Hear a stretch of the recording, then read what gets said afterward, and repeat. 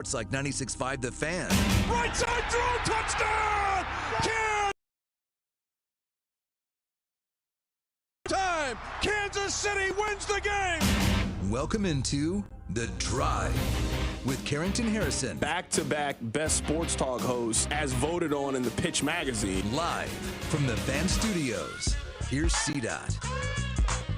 Let's do this. Another day, another dollar, another edition of The Drive. You were listening to The Drive on 96.5 The Fan, 96.5thefan.com, and also the Odyssey app. We are going to get to the top story of the day in the NFL and also here in Kansas City. The suspension, it is now final. Rashee Rice has accepted a 6-game suspension for the first 6 games of the NFL season.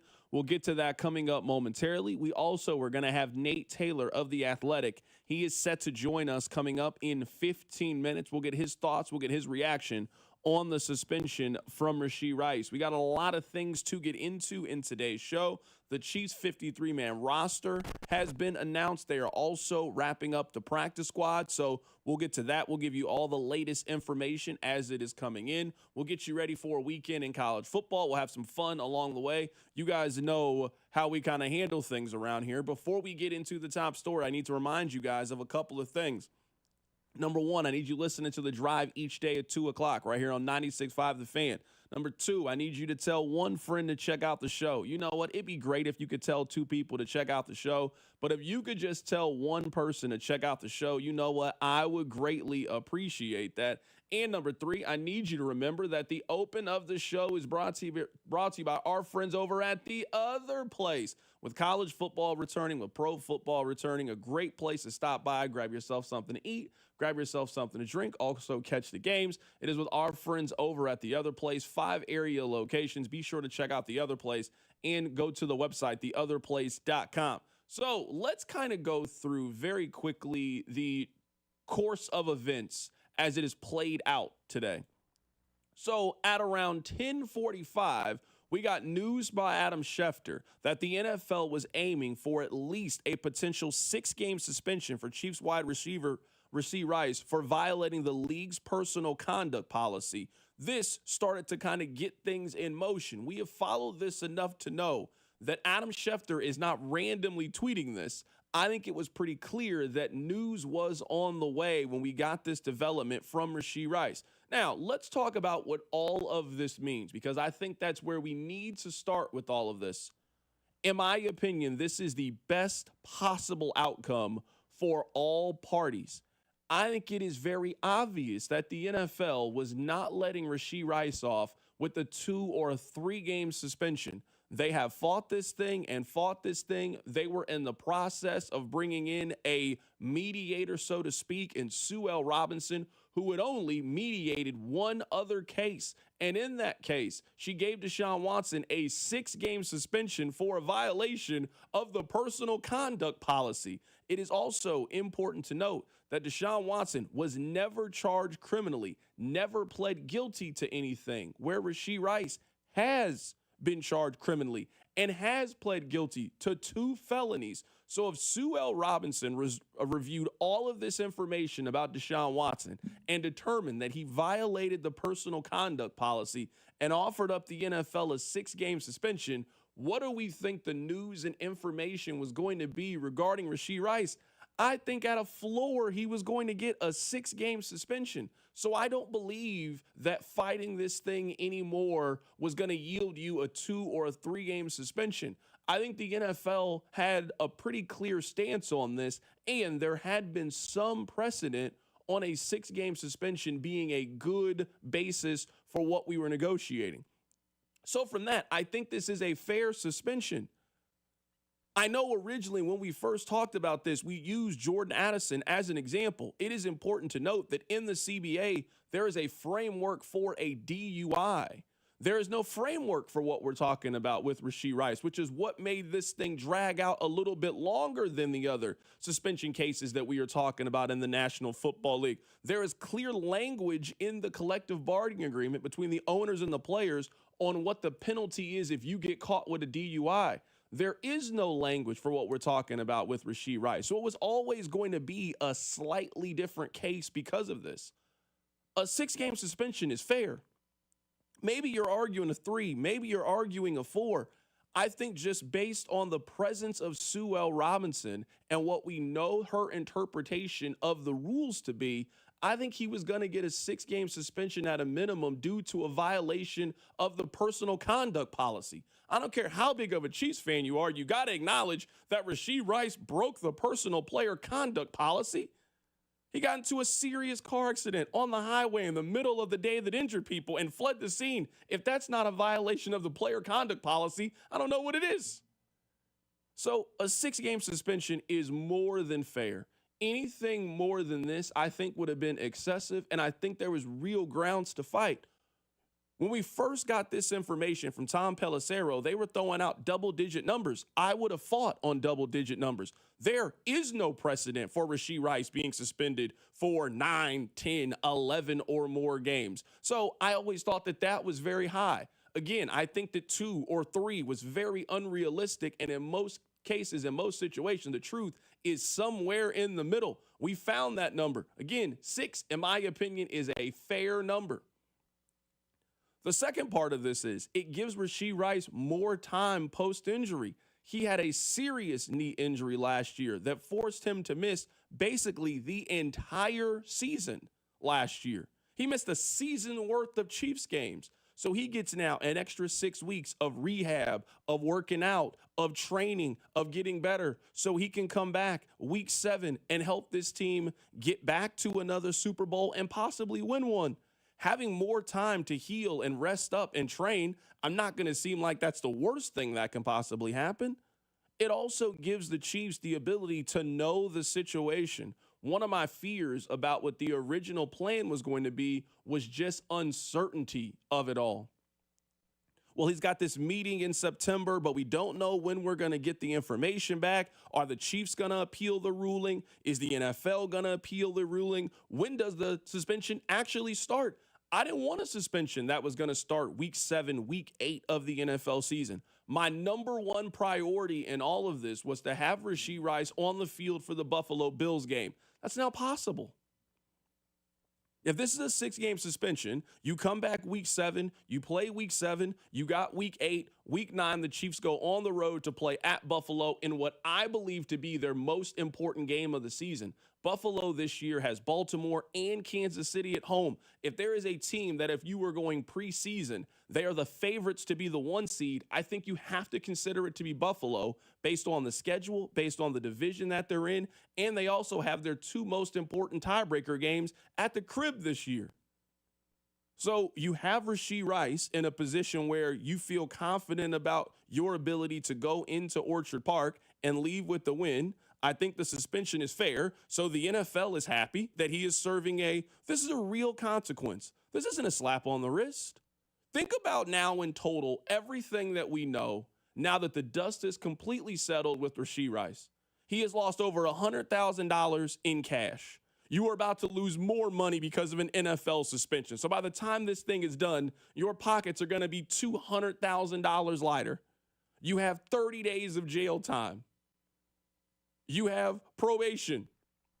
You're missing 6 NFL games and important games. They're going to Brazil. They play the Philadelphia Eagles. You got Baltimore coming up. You got Monday Night Football. You will not be able to play. You won't get to practice. You don't get to stand on the sideline. That's a real penalty. So it's a fair suspension, but it gives you more time to train, to work out, to get your body and your mind ready for still a substantial part of the season. If you stay healthy, you still get to play double-digit games this year. You get to play in the Thanksgiving game in your hometown in Dallas. You get to play in the Bills game. You get to play on Christmas. You get to play in all the important games in the second half of the season if you stay healthy. So you get the suspension out of the way. The cloud is gone from over the Kansas City Chiefs. It gives you more time to get ready. The Chiefs now have roster certainty going into trying to get a 53-man roster ready to go to Brazil. And he's available for the Buffalo Bills game. I think that everybody should be happy with the way that this is wound up. It's over. We don't have to argue it anymore. We don't have to debate it anymore. We don't have to go back and forth. There's no more speculation. There's no more what we think is going to happen.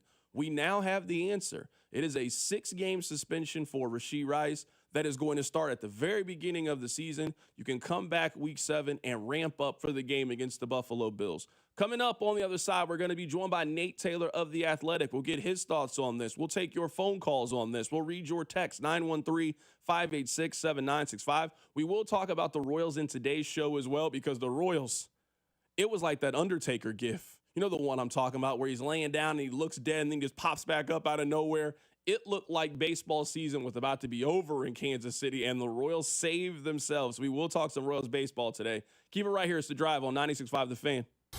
You're listening to The Drive with Carrington Harrison, host of the Random Royals lineup on 96.5 The Fan. Baseball with the Royals. Brought to you by DM Injury Law. Have you or a loved one been in a car wreck? Contact DM Injury Law today and get the money you deserve.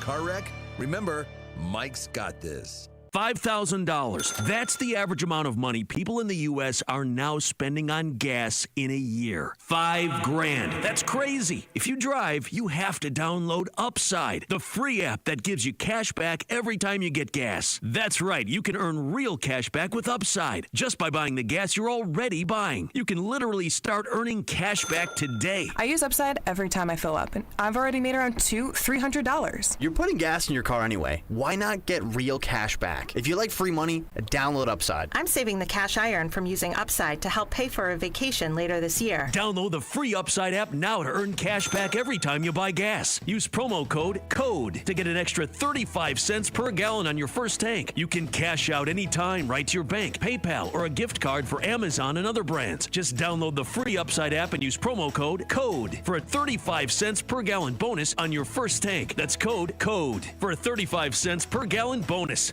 Hi there, I'm Charlie. And I'm Carter. Our dad is Rex with Rex Buys KC. If you're thinking about selling a home in Kansas City and don't know where to start, our dad can help. Sometimes life throws curveballs, like moving for a new job, dealing with a divorce, or inheriting a house you weren't expecting. Dad doesn't just make offers, he talks with people to help them understand all of their options. No pressure, and it doesn't cost anything to talk with his team. He's a local home buyer who really knows Kansas City. If selling to him is the right choice, he'll give you a fair cash offer, and you can close on your timeline even in as little as 7 days. He buys homes in any condition.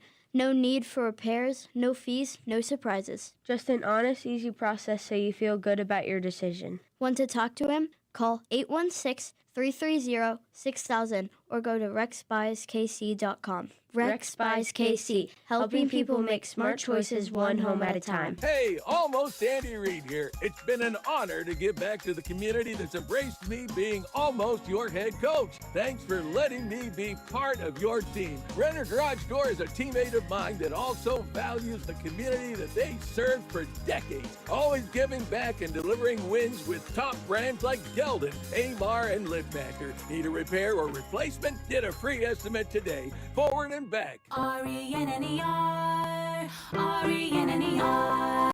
If Old Spice Deep Sea Super Hydration Body Wash were music, what would it sound like? Start with the deep sounds of Old Spice's ocean waves and kelp. Layer on the smooth, renewing moisture. You wouldn't hear any parabens or phthalates because Old Spice Deep Sea hasn't got any. But you would hear that vitamin B3 for healthier looking skin. So while your regular body wash sounds like this, Old Spice sounds like this. Sounds like it smells amazing.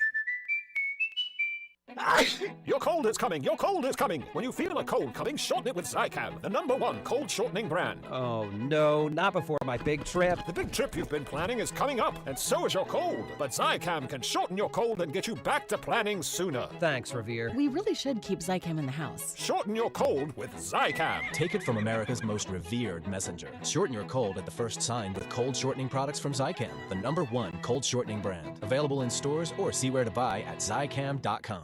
Do Crohn's disease or ulcerative colitis symptoms keep coming back? Tremfya, guselkumab, may help, with rapid remission achieved at 12 weeks and lasting clinical remission at 1 year. Some even saw visible improvement of their intestinal lining at 12 weeks and 1 year. Tremfya is a prescription medicine used to treat adults with moderately to severely active Crohn's disease and adults with moderately to severely active ulcerative colitis. Serious allergic reactions and increased risk of infections and liver problems may occur. Before treatment, your doctor should check you for infections and tuberculosis. Tell your doctor if you have an infection, flu-like symptoms, or if you need a vaccine. Healing is possible with Tremfya. Approximately 3 out of 10 patients were in endoscopic remission at 1 year, based on areas visualized on colonoscopy, which may not represent the deeper bowel layer or entire GI tract. Individual results may vary. Ask your doctor about Tremfya today. Call 1-800-526-7736 to learn more or visit tremfyaradio.com.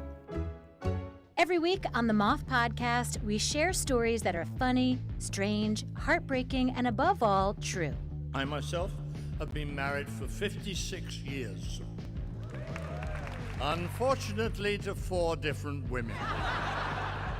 It turns out the people I was looking for all my life is what you people would call nerds. Follow and listen to The Moth on the free Odyssey app or wherever you get your podcasts. You're listening to 96.5 The Fan from the Mission Plumbing, Heating, and Cooling Studios. Hey, it's George Karlaftis from the Kansas City Chiefs. Welcome to The Drive with CDOT on your home for Chiefs football. 96.5 The Fan. We love it when people level up. Our next guest, he is leveled up. He now works for ESPN. I'm watching NFL Live, and he's on there. I'm like, ooh, I know him. His name is Nate Taylor. Nate Taylor, how you doing, my man? Oh, I'm doing great, Carrington. How you doing, man? I'm doing fantastic. Let's just start with this. I'm so happy this is over. I'm happy that we're not spending week 5 wondering what Sue L. Robinson is going to say or think.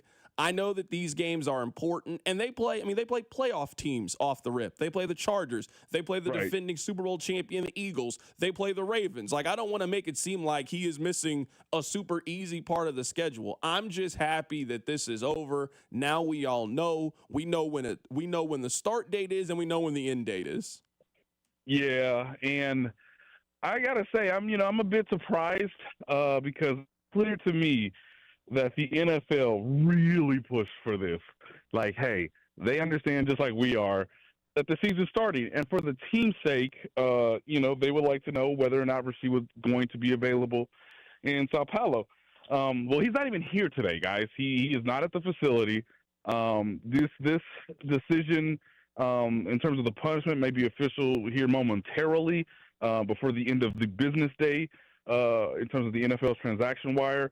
But look, if I was Rashee Rice, I maybe would have wanted to fight more, right? Would have wanted my legal team to present a very compelling case on September 30th to Sue L. Robinson, who, by the way, has only done 1 case in the NFL, and to the player's benefit, kind of leaned a little bit more player friendly than the league wanted, obviously. So you had a path. But I think there were a lot of forces that led Rashee to make this decision. And similar to you, similar to me, similar to a lot of fans, okay, well, now we know. We knew you were going to get suspended, but now we know. And now he can sort of look forward and move forward and target, that's week 7 game against the Raiders. That is a home game. So you could have gotten 4, is my true opinion. Like, if Rashee would have taken this all the way to the wall, it probably would have been a 4-game suspension, but for a number of reasons, he chose to take the suspension today. That's interesting you say that because I'm not sure if that's the case, and this is why. Sue L. Robinson has only presided over 1 other NFL case. She went through it and determined that player got a 6-game suspension based off the league's personal conduct policy. Now, I know it was Deshaun Watson, a very, very different case and a much more high-profile case. But I do think it's important to note that Watson was never charged. Rice was charged. So, therefore, not being charged, Deshaun Watson has never pled guilty to anything. Rashee Rice has pled guilty and got 2 felonies. So I just find it hard to believe that based off the other case that she was in which the person hadn't been charged, she determined that it was a 6-game suspension. I find it hard to believe she was going to go through this case and then tell me that Rashee Rice only gets a 3-game suspension. So I kind of thought once I saw that Sue L. Robinson was in charge of all of this, I always thought 6 was the floor. Yeah. No, that totally makes sense, and that is you could say traditional, more conservative approach. Again, I think the Player Association not in the best light at this moment. They got their own things to do and get settled from an organizational standpoint. So let's say if the Players Union was better positioned, right? You could have presented a case that was somewhat opposite of what you just said. Yes, even though Deshaun Watson did not plead to anything, and even though these things were not on video, it is different because it obviously includes, like, if the policy is 6 games, and again, we're mostly talking hypothetical now, but given what the policy is, like, are we equating domestic violence? Are we equating speeding? Are we, like, you're just going through the entire thing and sort of saying, like, okay, what is the actual precedent? That's why you should have, in one way, the argument, have the disciplinary hearing, because Sewell Robinson is not with the NFL, right? As I've told you before, Carrington, and everyone who listens, when it comes to suspensions, this is mostly a Roger Goodell thing, right? What Roger Goodell has in terms of power is a lot, right? So the only thing he's actually given up in terms of power is letting an actual arbiter, Sewell Robinson or someone else, be appointed to look at both sides of the argument to find a true common ground.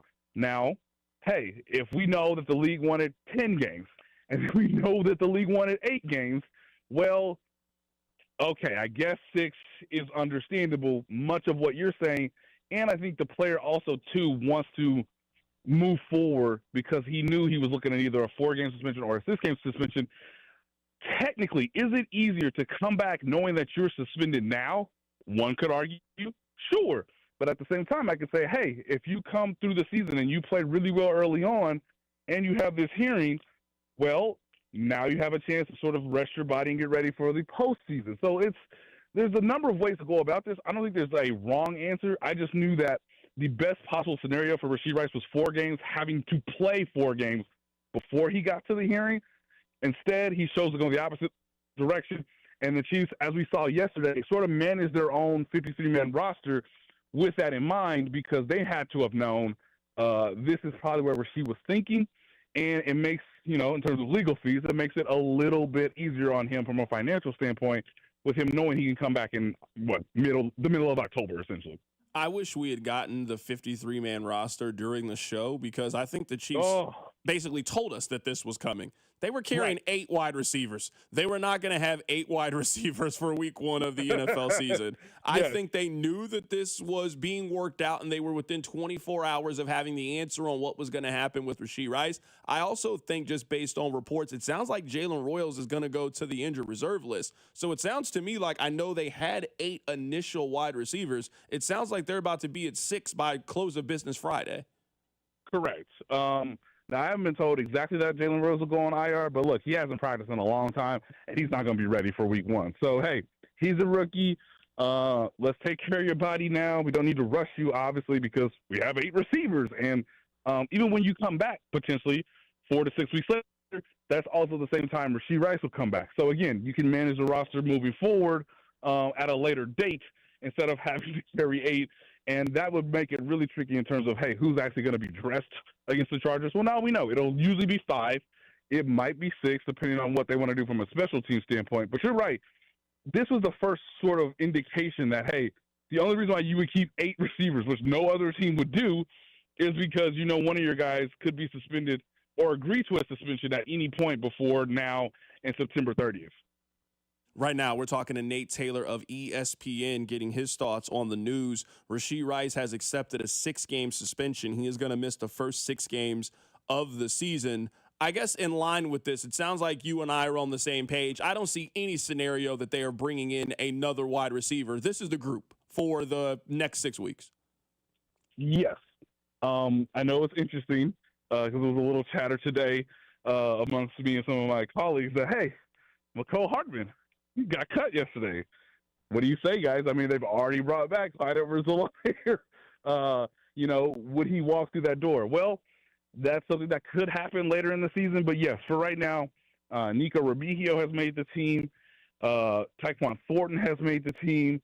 And those 2 guys deserve a ton of credit because they did everything that was asked of them in the offseason, in training camp, and the preseason. So I don't see much changing because of Friday's preseason finale and what we saw Tyquan Thornton do. Obviously, the deep ball, 58-yard completion.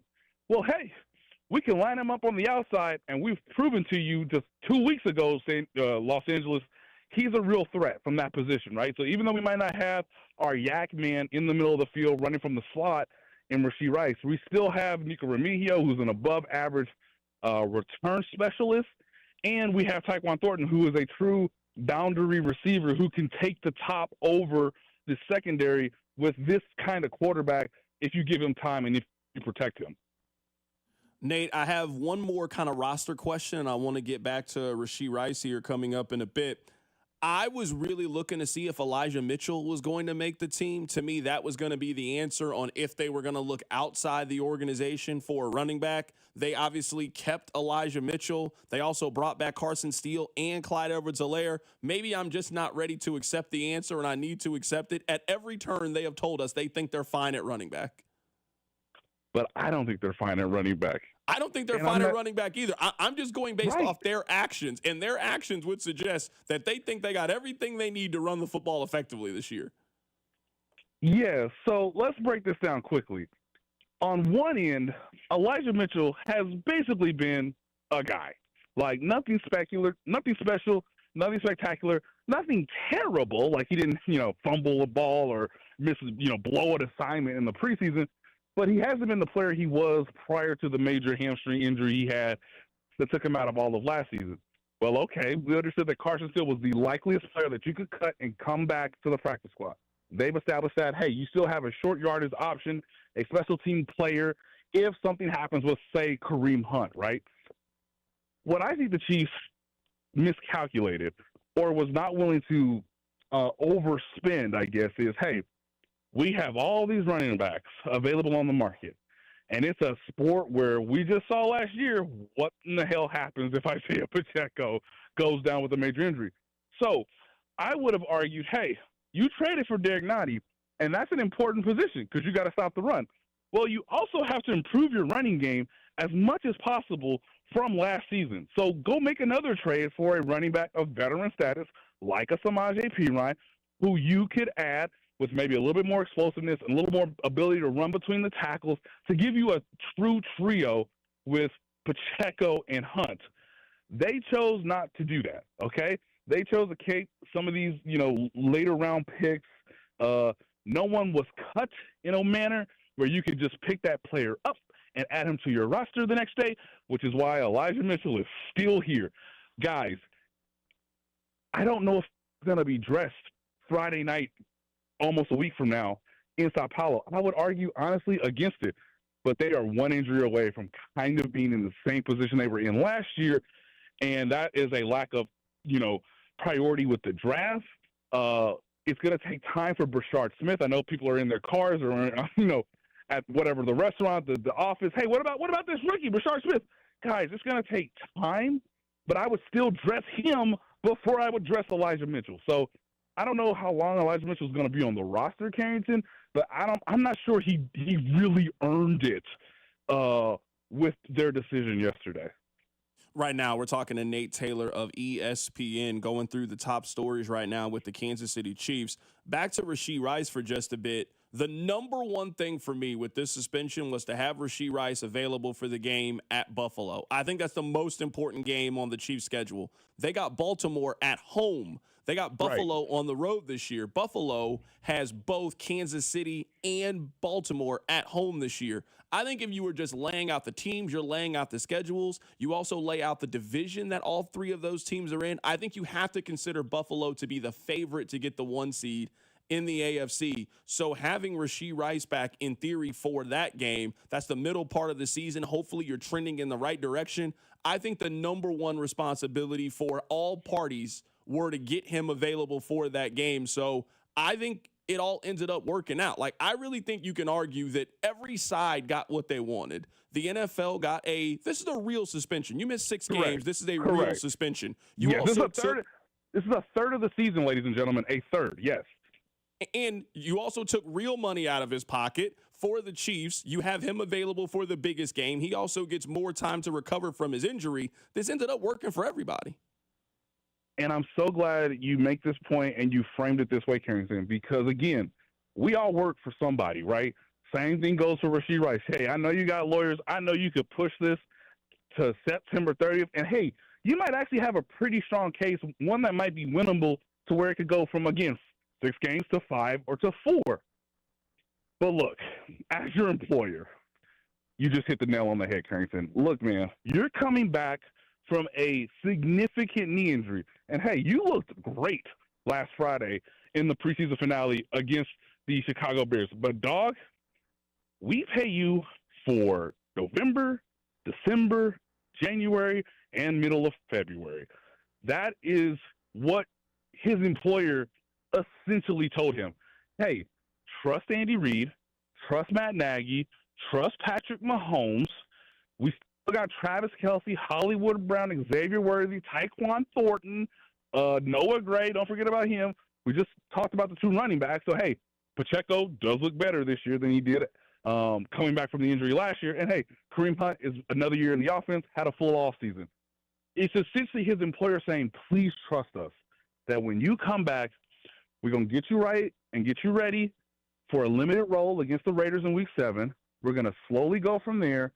And the Buffalo Bills have no tape of you from last season. And whatever tape they're going to look at in September and October won't freaking matter because you weren't on the field.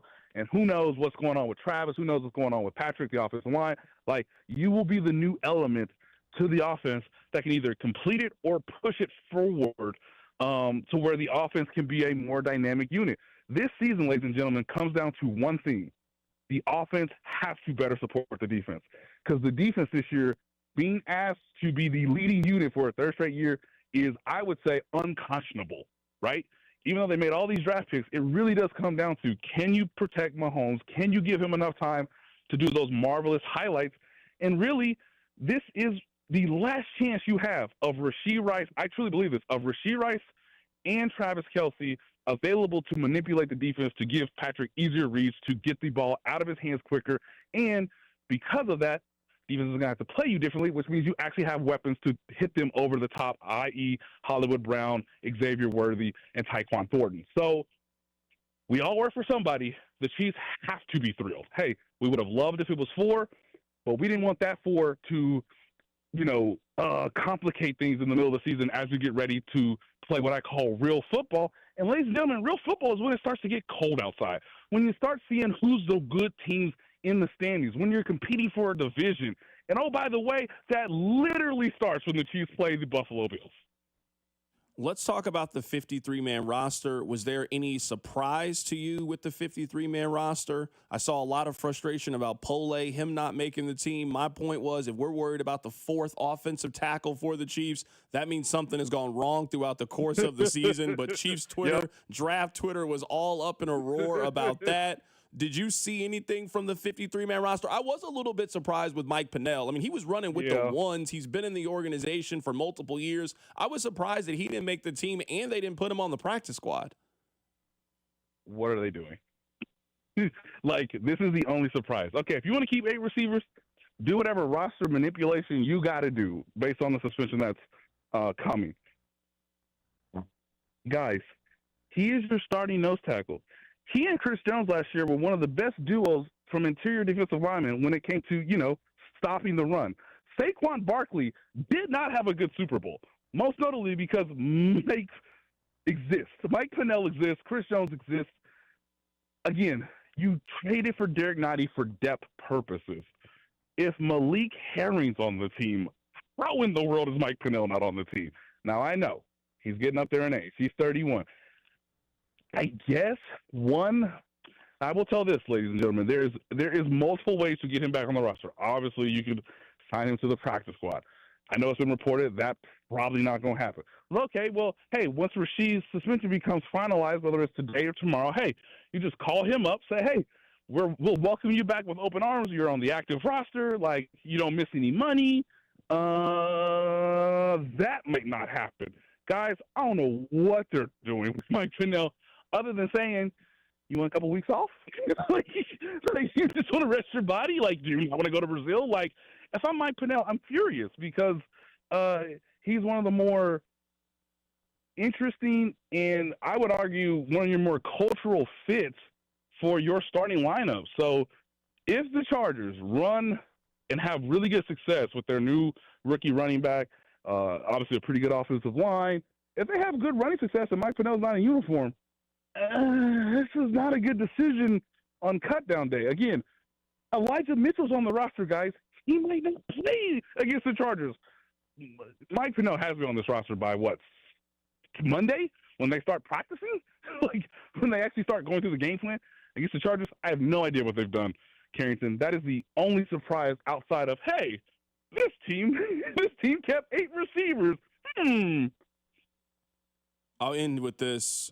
I've never seen a team that they just bring back everybody that they know. It's almost like the Chiefs only know like 100 NFL players. Like they just have no frame of anybody else. Like anytime when it comes, like they don't claim other teams' players. Whenever guys hit free agency, they just bring back guys that know the system. It is just remarkable to see.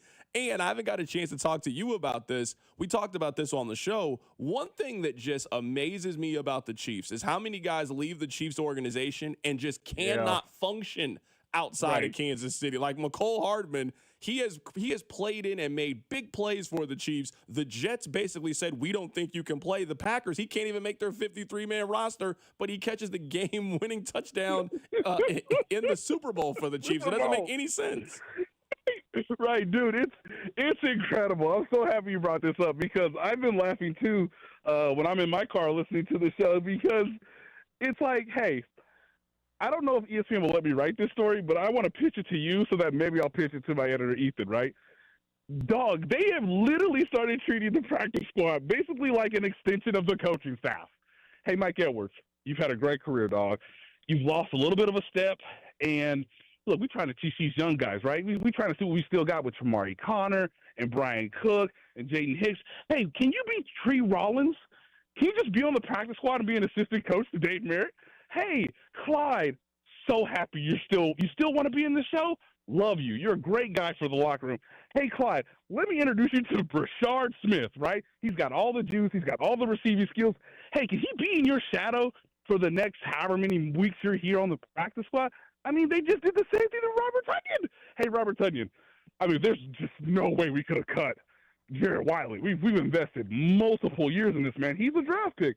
But what you can do, son, is tell him what he needs to be doing out there in practice to get ready for the games so that when it's December and he's never played in this type of game, he can rely on you as his assistant coach to the assistant Tom Melvin. Come on, man. It is hilarious that you could tell me McCole Hardman will be back. You could tell me Willie Gay will be back. You could tell me Sky Moore will be back this season, and I would totally understand why they're doing it because they're all assistant coaches who can still play football at a relatively high level, just not at, starting level. So the NFL has allowed these practice squads to expand to, 16 spots, 16, 14 spots? Yeah, half of those spots are just assistant coaches in uniform, just if there's an injury or just if there's some scenario where we need to call you up. Tonyan had a great preseason, Carrington. Hey, dog, when this suspension goes through, we might elevate you, but at the same time, your number one job is to teach Jared Wiley. That is Nate Taylor of ESPN joining us on the show today. Nate, it's always great to catch up with you, my man. We appreciate your time. Yeah, so happy to do it, fellas. And thank goodness. I think today's the last day I'm going to write about Rashee Rice for a while. 100%. That is Nate Taylor of ESPN joining us on the show today. If you missed the top story, the breaking news, Rashee Rice has accepted his suspension. He is going to be suspended for the first 6 games of the NFL season. He will be eligible to return Week 7. The Chiefs play the Las Vegas Raiders at home. That is when Rashee Rice can return back to the Kansas City Chiefs. Why don't we step aside for just a little bit? Coming up on the other side, we'll spend a little bit of time talking about the Kansas City Royals.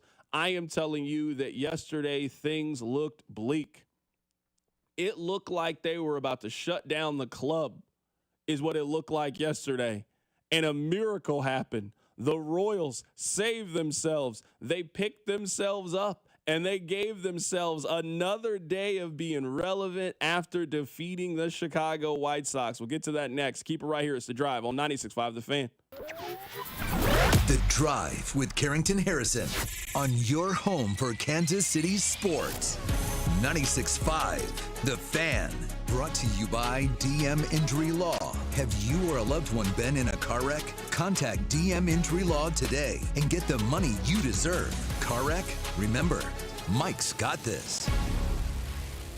Hey guys, football season is right around the corner. So that means whether you're watching your favorite college team or maybe you're watching the pros play, you're going to have people over and you're going to have your own watch parties. Well, if you plan on having a watch party this fall, make sure that includes the best barbecue in town at Gates Barbecue. With 5 locations around town, you are never too far away from that classic Gates barbecue taste. And let me tell you, the last time I was there, I got the burnt E Mac, absolutely phenomenal. Now, you know, I'm a mixed plate kind of guy, but now I got to make sure I get that on the side. I got to make sure that I get that burnt E Mac. I put a little bit of the sauce in there. I mix it all up. Oh my goodness, it's absolutely delicious.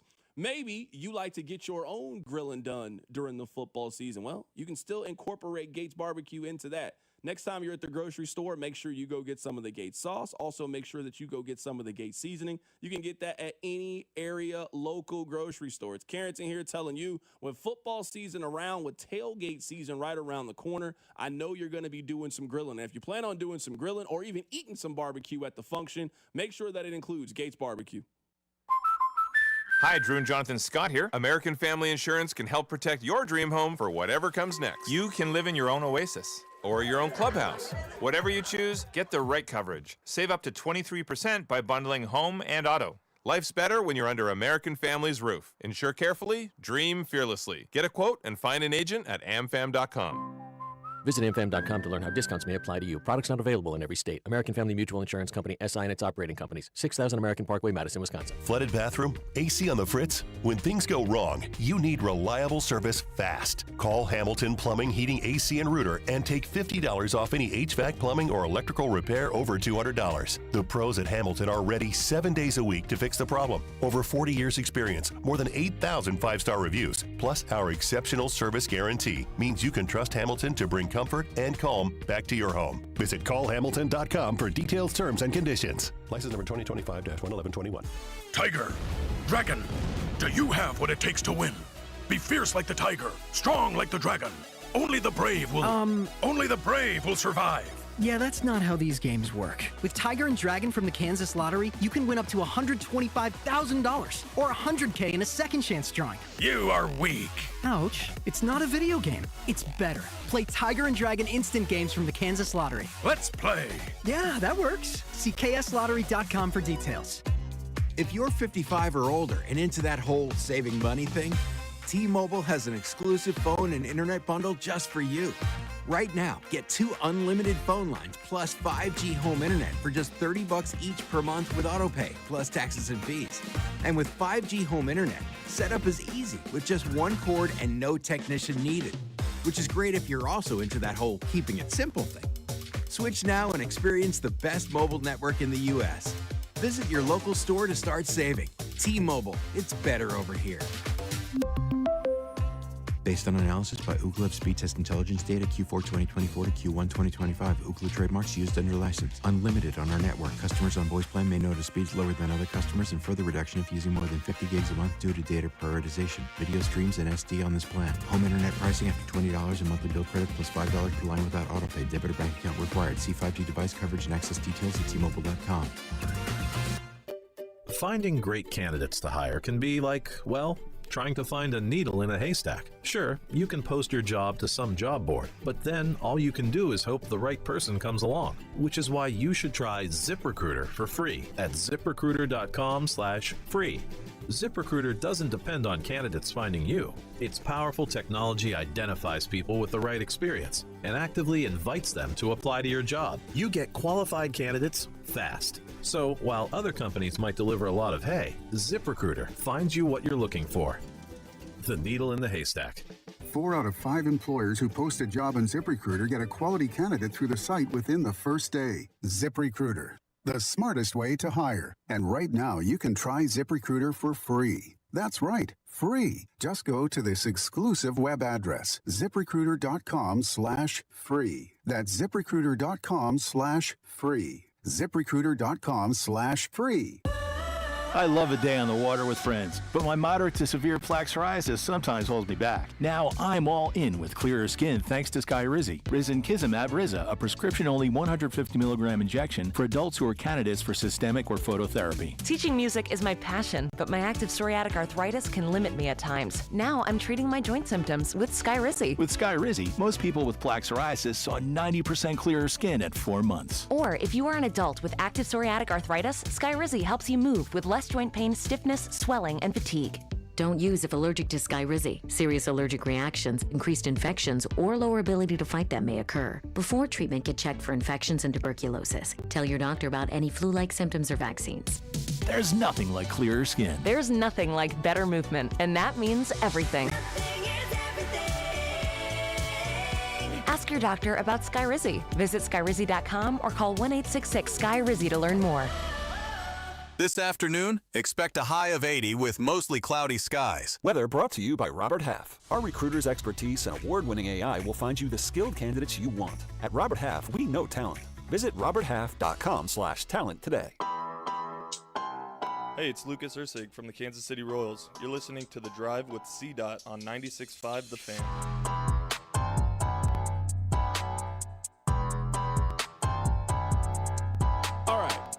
We're going to get back to Rashee Rice coming up at the top of the hour. I just want to take a brief detour.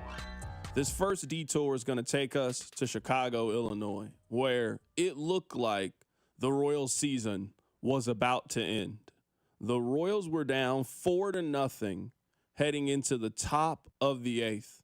Now, I don't have to tell you guys this, but the Royals offense, I don't know what happened, but they didn't make the trip to Chicago, at least not up to that point. They had 2 hits a couple of nights ago, and they were down 4-0 heading into the 8th inning. So if you were somebody that was planning the going home ceremony for the 2025 Kansas City Royals, I can't tell you that you were wrong. I can't tell you that you were premature. The Royals looked very lifeless for a large majority of the game. But you know what the beauty of baseball is? You got to get 27 outs. And something happened in that 8th inning.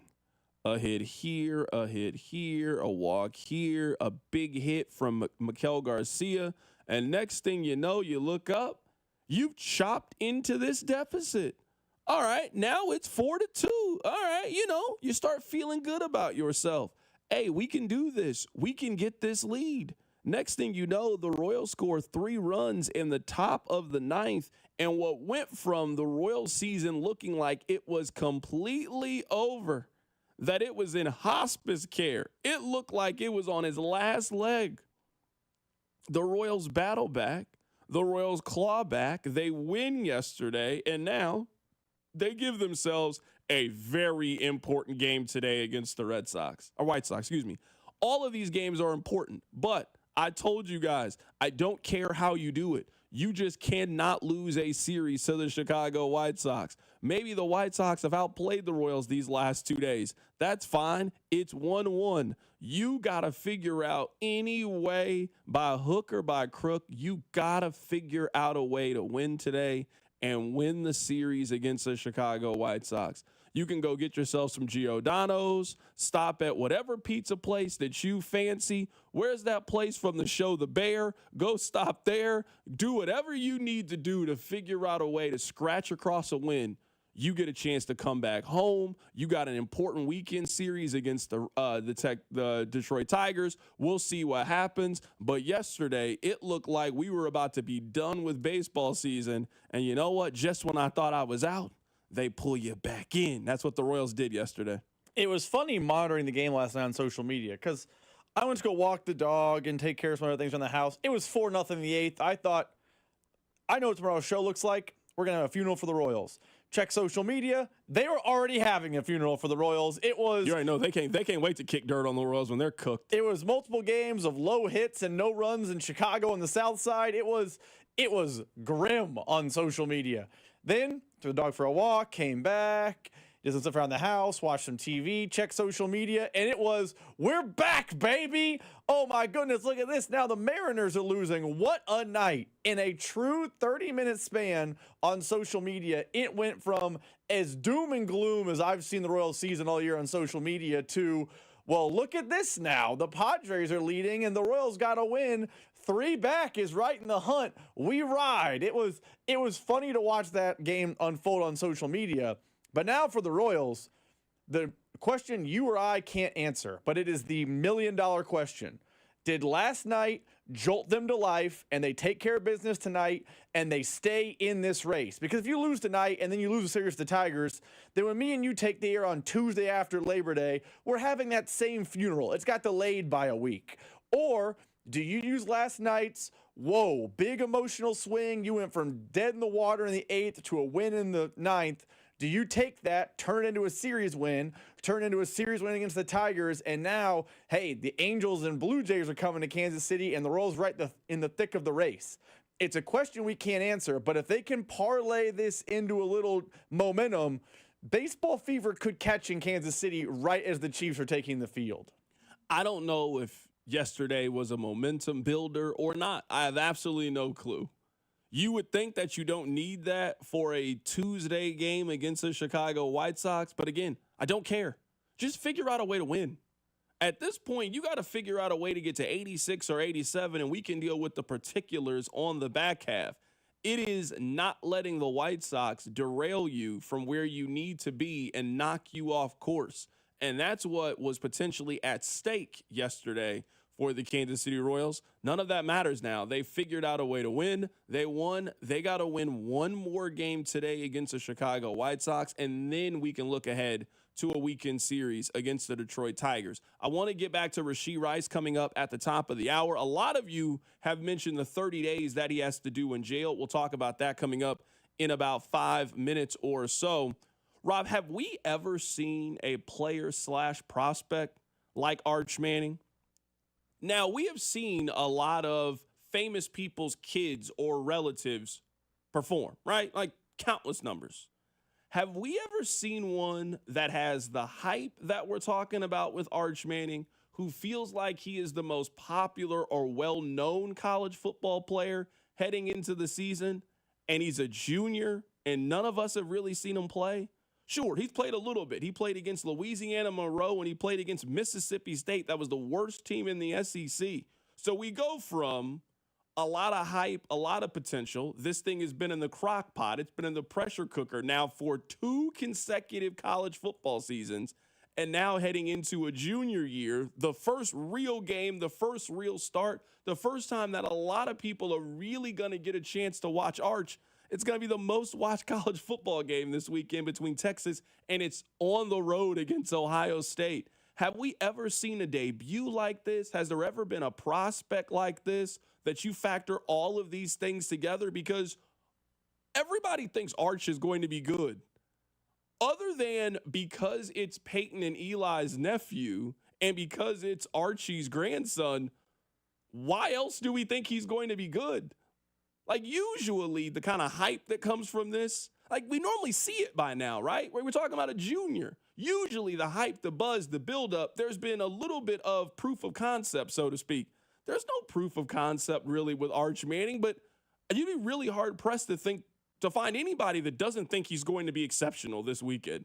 I think he's going to be fantastic. I think Ohio State, or I think Texas is going on the road, and I think they are winning the game largely because of Arch, and I think that Saturday is his coming out party. But I'm just trying to think of a debut, a prospect, a player.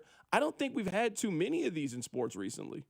I don't think there's been one like this maybe in our lifetime. Like, there have been heralded recruits. Like, I can name 5-star kids that were making their debut, but we were excited. They weren't doing it against Ohio State. They weren't doing it as a redshirt sophomore. They weren't doing it with the expectations of winning a national title game on their back. Like, this is a little bit of uncharted territory, at least for me and you. Maybe there's some freshman who came in at Nebraska. Maybe when Tommy Frazier was coming in at Nebraska. That was, I don't know. I wasn't around then. But I I can't imagine anything like this because it's not just come in and be good. That's the case for a lot. I can name a bunch of recruits where that's the situation this year. Ohio State has Julian Sayin. They're expecting him to be good this year. But for Arch, it feels like it's championship or bust, and the only thing we've seen him do is a cool run against A&M, dominating Louisiana Monroe, dominating Mississippi State, and nothing else. He couldn't beat out Quinn Ewers last year, and yet it's just all systems go. You're on the road, you're heading the horseshoe, you're going to go win, and now it's go win a national title, young man. I don't think we've ever seen anything like this in college football. At least me and you haven't. Yeah, I just don't think we've ever seen anything like this when we just think about the amount of time that we're talking about. Like, this is not his freshman year. This isn't even his sophomore year. I would say last year it just would have been normal. Hey, you sat behind Quinn Ewers. Now it's your team. It's your turn. I can't think of too many times that we've kind of had this amount of time to talk about and discuss and do all of these things. It's just a very, very unique situation that we're heading into with Arch Manning this weekend against Ohio State. Coming up at the top of the hour, we'll get back to Rashee Rice. A lot of you think that he should do his 30 days now. I think that is a terrible idea. We'll discuss it. Keep it right here. It's The Drive. Hey, it's Cole Reagans from the Kansas City Royals. You're listening to The Drive with C-Dot on 96.5 The Fan. Brought to you by DM Injury Law. Have you or a loved one been in a car wreck? Contact DM Injury Law today and get the money you deserve. Car wreck? Remember, Mike's got this. Men, the summer is here. Longer days, warmer nights, and romance in the air. Intimate dinners, walks on the beach, dancing in the moonlight. But if you have erectile dysfunction, you know it can ruin romance, both for you and the one you love. This is Jeff for Heartland Men's Health. And if you have ED, don't let another summer go by without getting treated. Because intimacy is one of the greatest things in life, and fear of not being able to perform should not be something you have to deal with. At Heartland Men's Health, we're ED experts. We've successfully treated tens of thousands of men. Our protocols work when others don't, and we have treatments that are effective in well over 90% of cases. You could even last up to an hour or more and perform like you haven't in years. So call us. Your initial appointment is only $99 and includes blood work, a medical consult, and if medically advised, a test dose. And if that test dose doesn't work in the office, your visit is free. Call 844-447-6600. That's 844-447-6600. Or go to heartlandmenshealth.com. Smokehouse Barbecue has always been our choice when it comes to barbecue in Kansas City. We love everything about Smokehouse Barbecue. And now Smokehouse has street tacos, their newest menu item. 3 flour tortillas, chopped burnt ends and smoked sausage, plus corn elote and Cajun sour cream and a side. And now, every Tuesday, kids eat for $1.99 with the purchase of an adult entree. So visit Smokehouse Barbecue in Gladstone, Zona Rosa, or Independence, and at smokehousebbq.com. It's Smokehouse Barbecue. Hey, baseball fans, want to boost the odds on your next MLB parlay? Take the field with a Parlay Boost token from BetMGM, an official sports betting partner of Major League Baseball. Log into your BetMGM account to receive your token. Then, place a parlay on any MLB game and apply the token. Just make sure to bet up to the minimum stake, odds, and legs specified on the token. If your boosted parlay hits, you'll score a bigger payout. Feeling good about your MLB parlay? Step up to the plate for your chance to score. Claim your MLB Parlay Boost token today. Join the excitement all season long with BetMGM. Major League Baseball trademarks used with permission. BetMGM and GameSense remind you to play responsibly. See BetMGM.com for terms. 21 plus only. Kansas only. Existing customer offer. Subject to eligibility requirements. Rewards vary and expire in 1 to 7 days. Please gamble responsibly. Gambling problem? Call 1-800-GAMBLER in partnership with Kansas Crossing Casino and Hotel. This Labor Day weekend, we're celebrating Bob's Discount Furniture's 200th store milestone with the entire Bob's family across the country. For more than 30 years, we've believed everyone deserves the home they love. That's why we brought our everyday low prices on furniture, mattresses, and more to over 200 locations from coast to coast and counting. Not to mention free treats for the whole family in our cafes. Celebrate Bob's Discount Furniture's 200 store milestone this Labor Day weekend. Oh, my Bob! When your reputation's on the line, you don't leave anything to chance, especially your primer. Painters trust Kills primers for a smooth start, strong adhesion, and serious stain-blocking power. And now, the full Kills lineup is available exclusively at the Home Depot. Need it fast? Get same-day or next-day delivery, or order online and pick up in-store. Kills primers. Pro results, faster. The Home Depot. If you're a pro, you know. Do Crohn's disease or ulcerative colitis symptoms keep coming back? Tremfya, guselkumab, may help, with rapid remission achieved at 12 weeks and lasting clinical remission at 1 year. Some even saw visible improvement of their intestinal lining at 12 weeks and 1 year. Tremfya is a prescription medicine used to treat adults with moderately to severely active Crohn's disease and adults with moderately to severely active ulcerative colitis. Serious allergic reactions and increased risk of infections and liver problems may occur. Before treatment, your doctor should check you for infections and tuberculosis. Tell your doctor if you have an infection, flu-like symptoms, or if you need a vaccine. Healing is possible with Tremfya. Approximately 3 out of 10 patients were in endoscopic remission at 1 year, based on areas visualized on colonoscopy, which may not represent the deeper bowel layer or entire GI tract. Individual results may vary. Ask your doctor about Tremfya today. Call 1-800-526-7736 to learn more or visit tremfyaradio.com. Chiefs coverage is sponsored by Missouri Air National Guard St. Joseph, serving your community your way. Serve your country and build a brighter future with the Missouri Air National Guard. Top-notch training, tuition assistance, and bonuses up to $50,000. Missouri Air National Guard St. Joseph. Aim high. Find your path today. Go to ang.com/MO. Have you watched thy royal decree? How about Chiefs Take Tuesday? Or would you rather Wednesday? Follow us on Instagram at TheFan965 for exclusive video content, giveaways, and behind-the-scenes action. 96.5 The Fan, KFNC FM and AM, HD1 and HD2, Kansas City, in Odyssey Sports Station.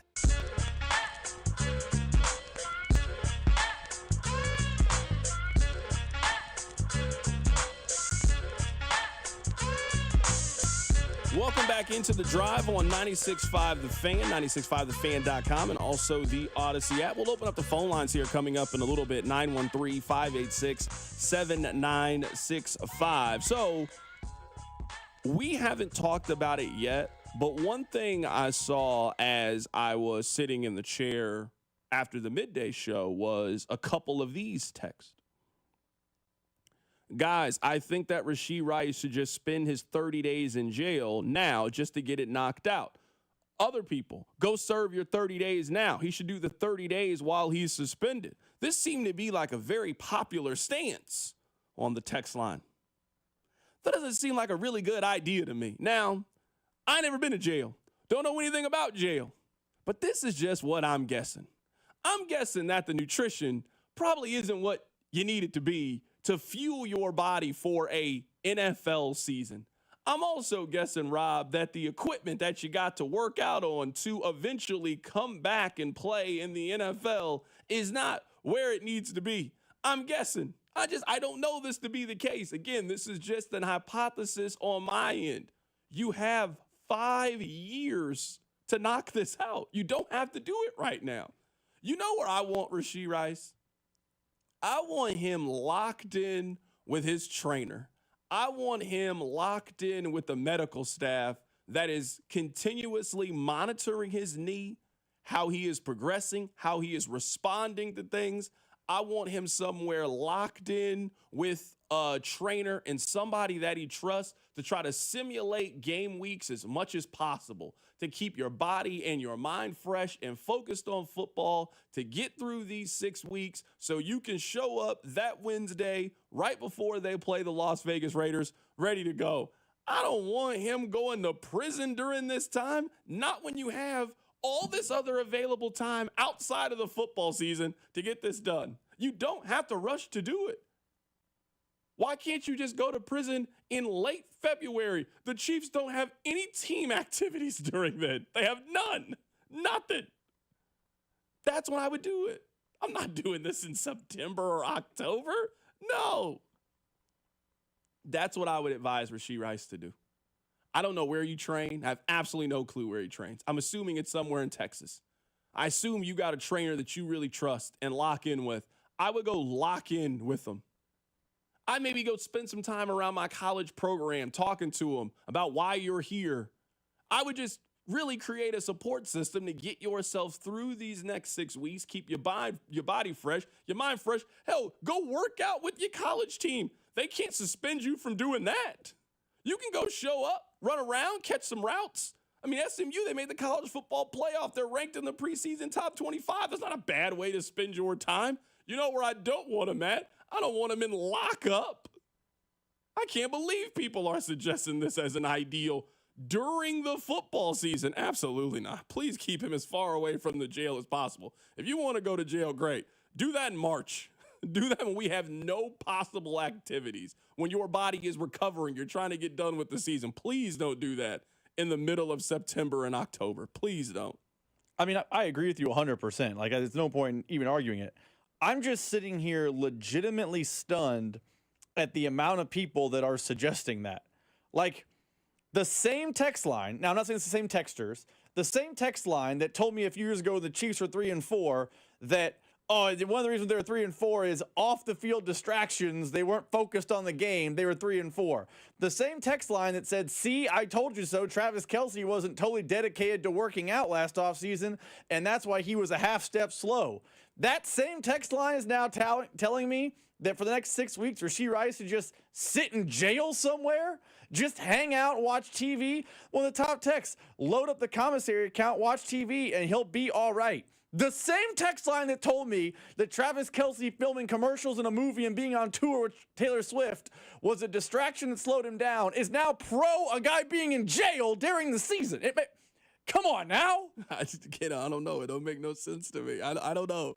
Now, I never been locked up in any capacity. Prison, jail, county, any of this. I'm sitting here reading it right now. The text line is making it seem like county is just, like it's nothing. Like, yeah, I don't think he's going to Rikers. I don't think he's going to Sing Sing. I never thought that. I don't think he's going to San Quentin or playing basketball at Pelican Bay. I never thought that. I know one thing. I don't want to find out what 30 days in county looks like. I have no interest in doing that. None. Not at all.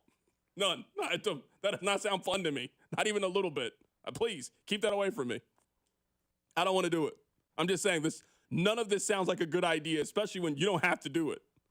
Someone says you do the crime, you do the time. No, you're right. I'm not saying that he can get out of the 30 days. He has to do the 30 days. I'm simply saying he doesn't need to do the 30 days while the Chiefs are playing week 4 against the Ravens. That's all I'm saying.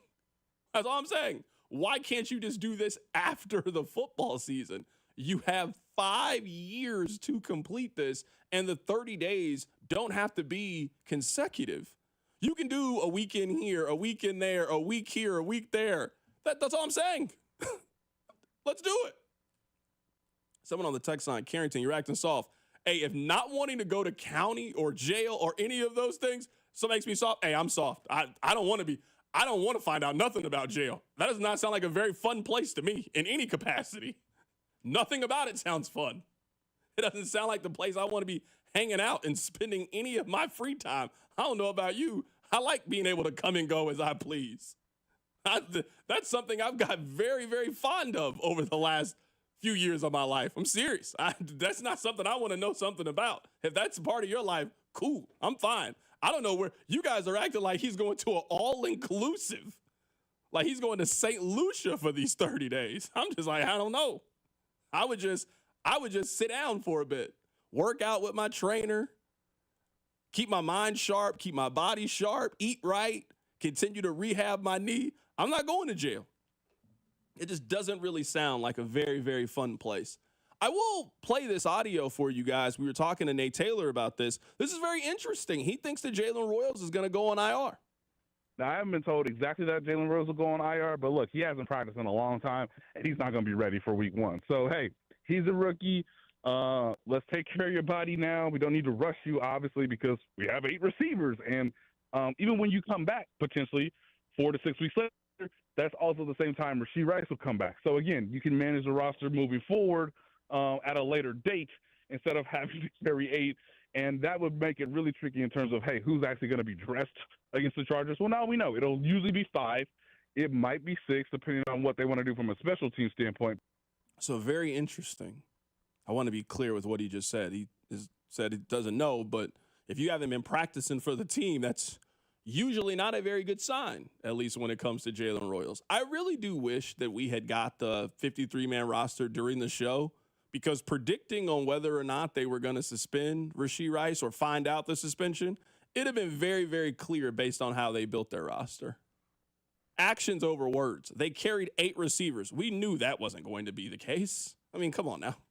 They weren't carrying 8 wide receivers. This was the plan yesterday. We just didn't know it yet. We didn't have the information. They've been working on this Rashee Rice suspension behind the scenes. They've been working on it.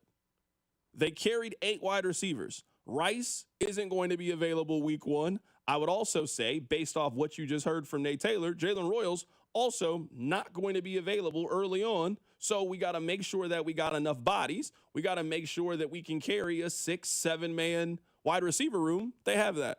Xavier Worthy is healthy. Hollywood is healthy. Tyquan Thornton probably is your 3 in that scenario. He certainly played worth it. It sounds like Robert Tunyon's going to be back on the team, so you're adding another pass-catching option. So I know that we get all caught up in the 53-man roster, and I get it, but it's just going to be a very, very fluid thing based off suspensions, based on who's healthy, based on who's not healthy, based on who is available. So we are continuing to get more information about that. But as we just heard from Nate Taylor, it looks like Jalen Royals could quite possibly go on the injured reserve list because he has not been practicing for the Kansas City Chiefs. Coming up on the other side, I know there is no ideal time to not have your number 1 wide receiver, but this checked the biggest box that I had in all of this. We'll talk about it next. Keep it right here. It's The Drive. The Drive with Carrington Harrison on your new home for Chiefs football. 96.5, The Fan, brought to you by DM Injury Law. Have you or a loved one been in a car wreck? Contact DM Injury Law today and get the money you deserve. Car wreck? Remember, Mike's got this.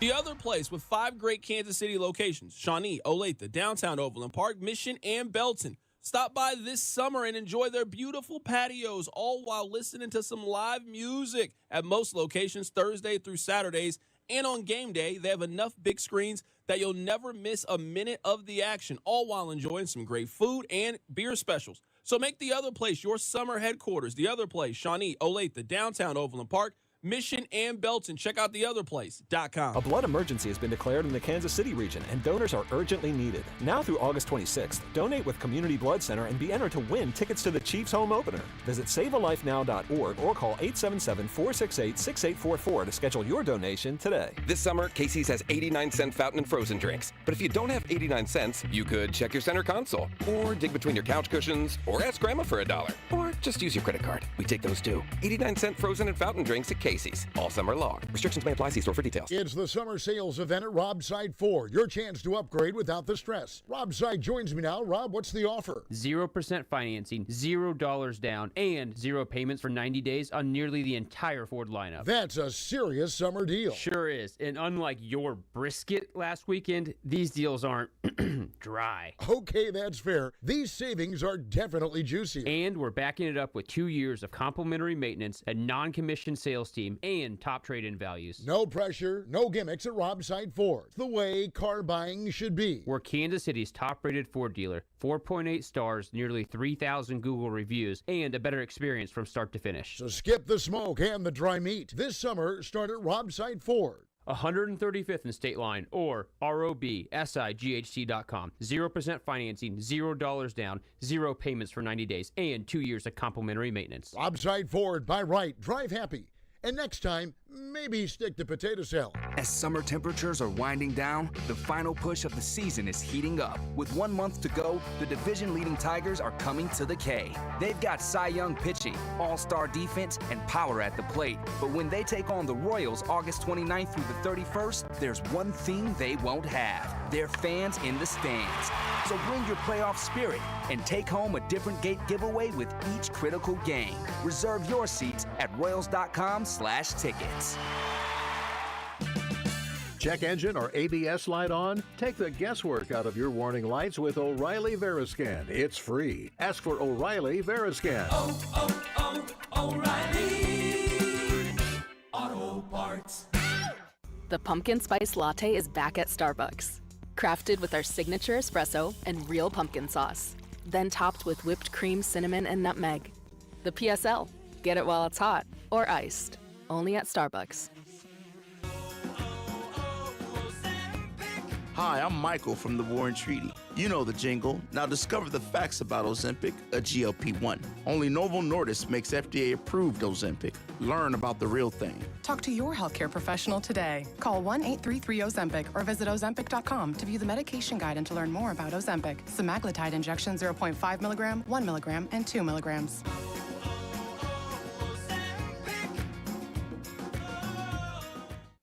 Life insurance. Why are you putting it off? Can't afford it? Too much hassle? Think you don't need it? There's lots of excuses for putting off life insurance. But if you weren't there, who would pay the mortgage and other bills? With Ethos, you could be covered in 10 minutes and boom, family protected. Ethos, fast and easy online term life insurance. Up to $2 million in coverage with no medical exam. Some policies as low as $1 a day. Answer a few health questions and get your free quote at ethos.com/radio. That's ethos.com/radio. 2 hours ago, Kyle arrived at the bar. Hey, what's everyone drinking?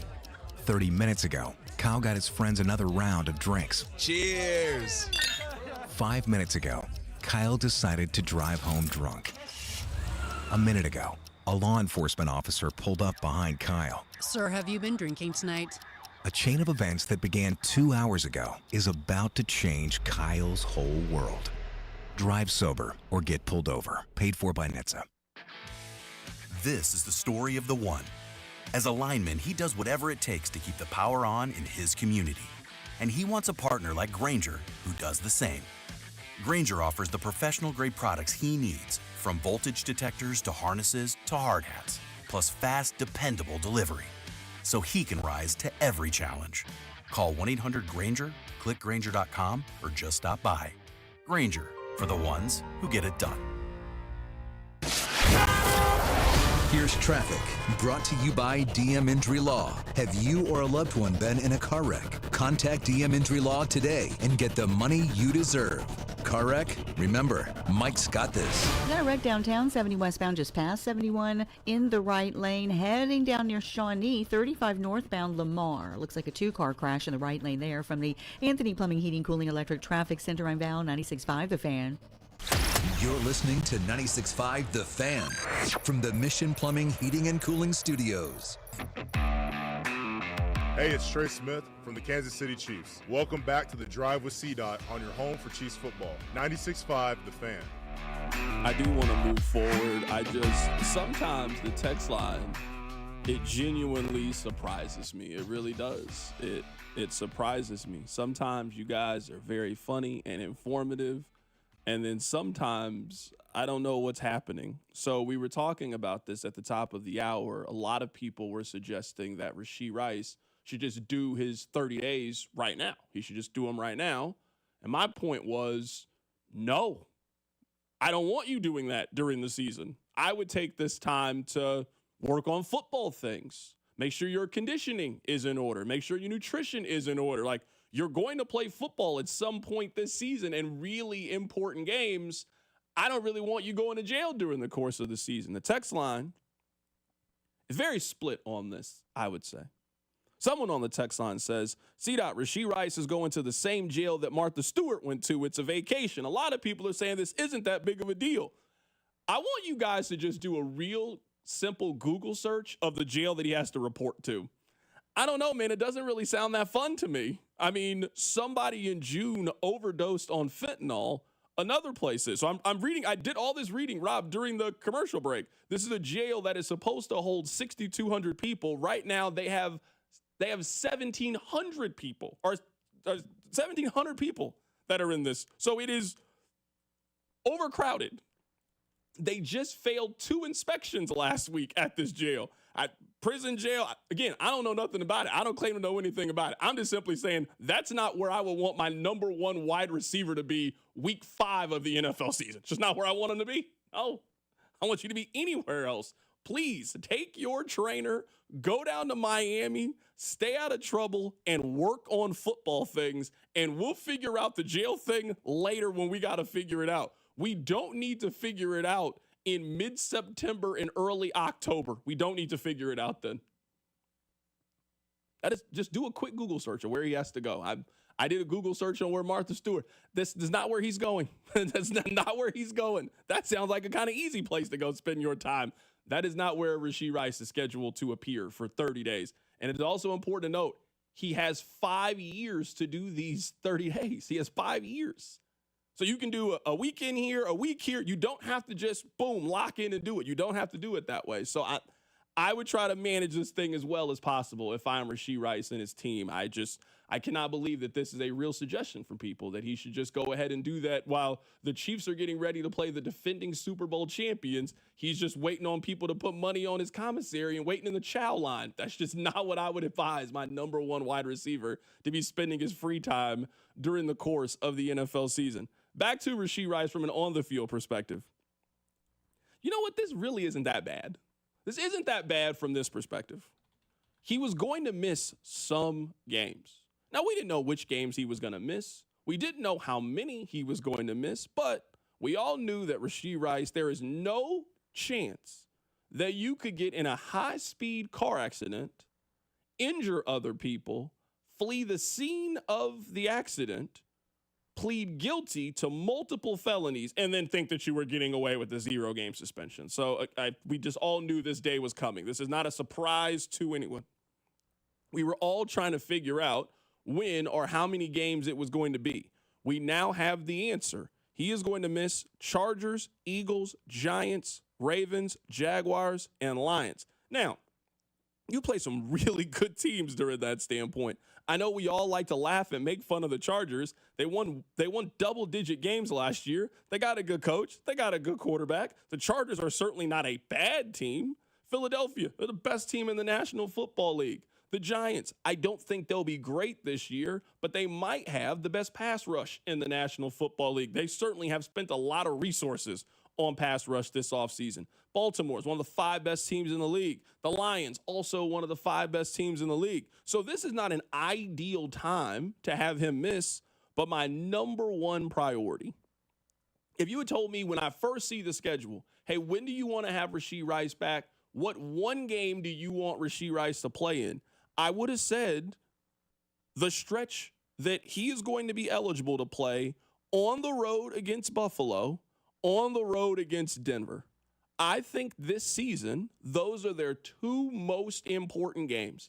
I'm not talking about national television views, because obviously that's the Thanksgiving game, Christmas. I'm talking about if you are looking at their schedule and the games that I think are most important for the Chiefs to win, that have the greatest consequence on if the Chiefs are going to win their division, be the 1 seed, have home field advantage, put themselves in a position to make another deep run in the postseason. What games are the most important for that? I would have said the Buffalo game and the first game on the road against the Denver Broncos. Say what you want about Denver. Denver played the Chiefs really, really tough last year. Denver appears to be a pretty good team this year. Good coach, good quarterback, maybe the best defense, top 5 offensive line, improved pieces. Denver is a legitimate challenger and contender.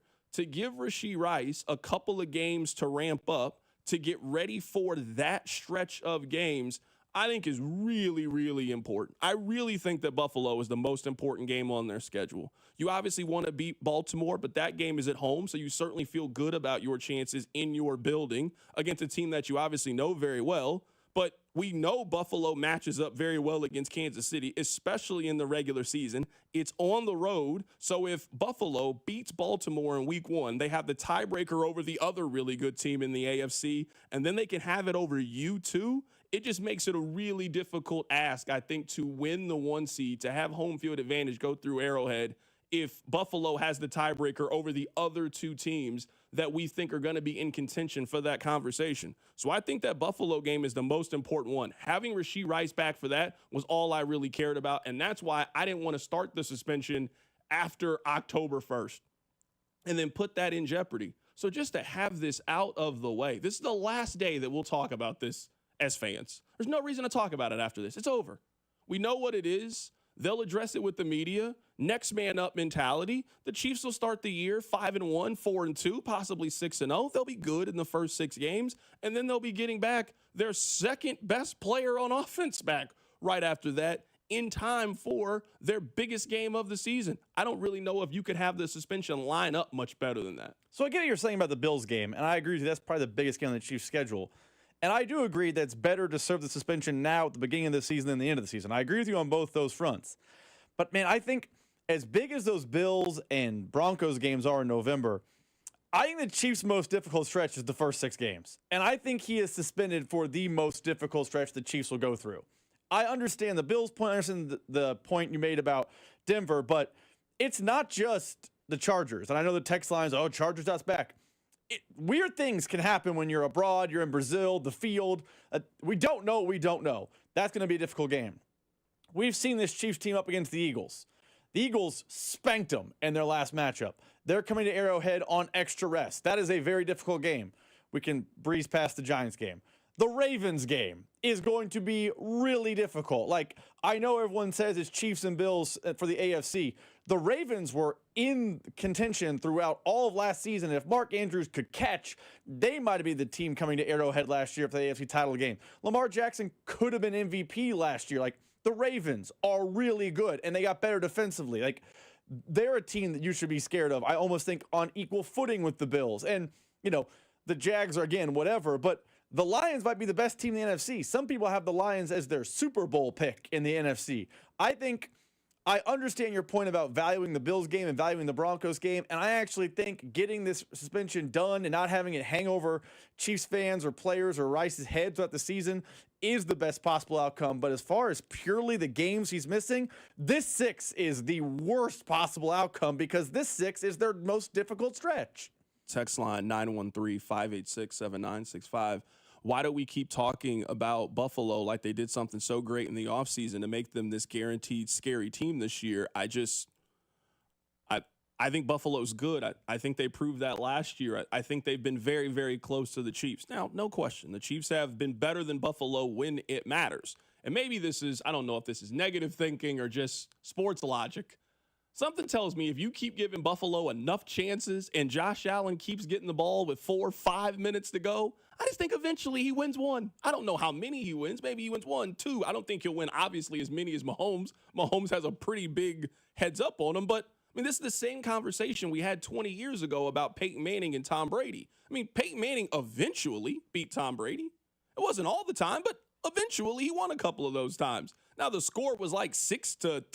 So, yeah, I mean, Tom Brady, he won more championships. We view him as the greatest quarterback of all time. But Peyton certainly got his licks in. I just feel much better about a potential collision with those two teams. That, I mean, if you're asking yourself right now, hey, the Chiefs are in the AFC Championship game, who do you think they're playing? They're either playing Baltimore or Buffalo. Who else do you see going there? You got them playing Pittsburgh in the AFC Championship game. You got them playing Denver in the AFC Championship game. You got them playing the Chargers or the Bengals. So if you think they're playing one of those two teams and the Chiefs play both of those two teams this season, I'm not picking them to lose any home games this year. I don't care if it's in Philadelphia. I think they'll be ready to play Philadelphia at home. So I'm not picking them to lose any home games. The games I'd be worried about are the games like that one on the road, especially for a team that in the regular season and in the postseason. I mean, Buffalo's matched up really well against Kansas City. It's not like Kansas City, even in the ones they've won, like they just run away from Buffalo. It's just been a play here, a play there, and that's usually been a pretty massive difference on how Buffalo has lost those games and the Chiefs have won.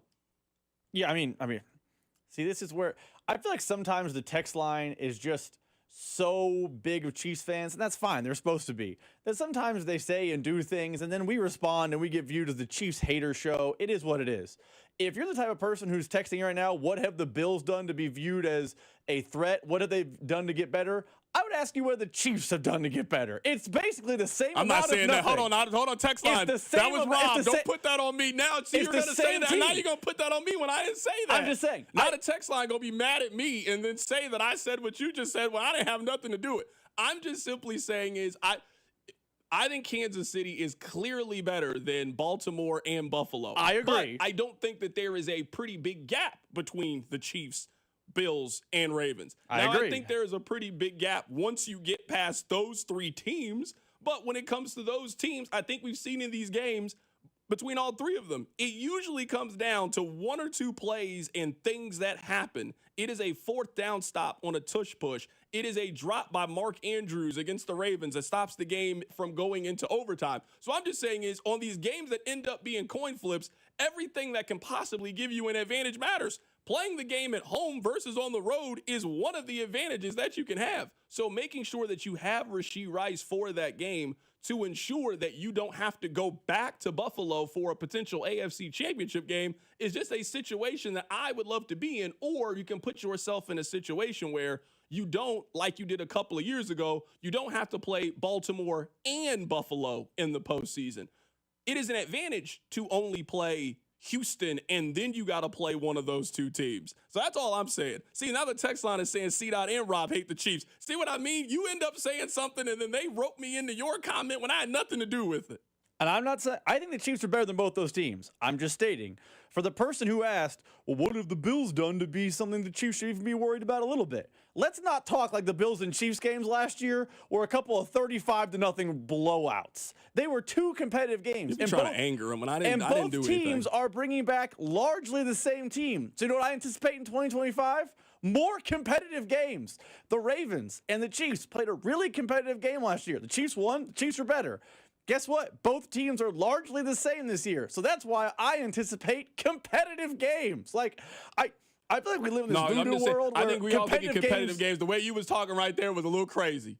And I'm saying is now you're going to get them yelling at me when I didn't have nothing to do with it. I don't fully agree with what you're saying. I'm not in that. I don't want nothing to do with that. I just think they should win those games. I think those games are very, very important. That's all I'm saying. I think there's a difference in you being the 1 seed in the AFC and being the 3 seed in the AFC, which there is a completely different path if you are the 1 seed versus being the 2 or the 3 seed, just based off the way that the schedule works out and who you can play in the second round. I'd much rather play Houston or the Jaguars or, you always end up, one of the teams always ends up playing the game that they're like the 7.5, 8.5 point favorite in the second round. I like when the Chiefs play that game. I want them to keep playing that game. I'm just saying, those games, people acting like those games weren't competitive last year is wild to me.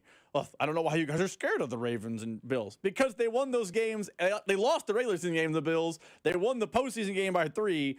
They won by a toenail against the Ravens. I anticipate more competitive football in 2025. Just because the team didn't get light years better does not mean the competition is not going to be still there. Is there a conversation that you want to put to rest? Do you think that we're done talking about running back, at least for the next, 2 to 3 weeks or so? No. I mean, I just think it's obvious that they're not doing anything. That way, yes. Yes, I'm saying. I mean, at some point, I'm big on, I can tell you what I would do, or at some point we have to react to what they have done and just accept what they've done. Some topics are, this is what I think, this is how I feel. Some topics are me telling you, this is the way that things are. And I think it is very, very clear at running back. Their running backs are Carson Steele, Clyde Edwards-Helaire, Kareem Hunt, Isaiah Pacheco, Brashard Smith, Elijah Mitchell. That's the group.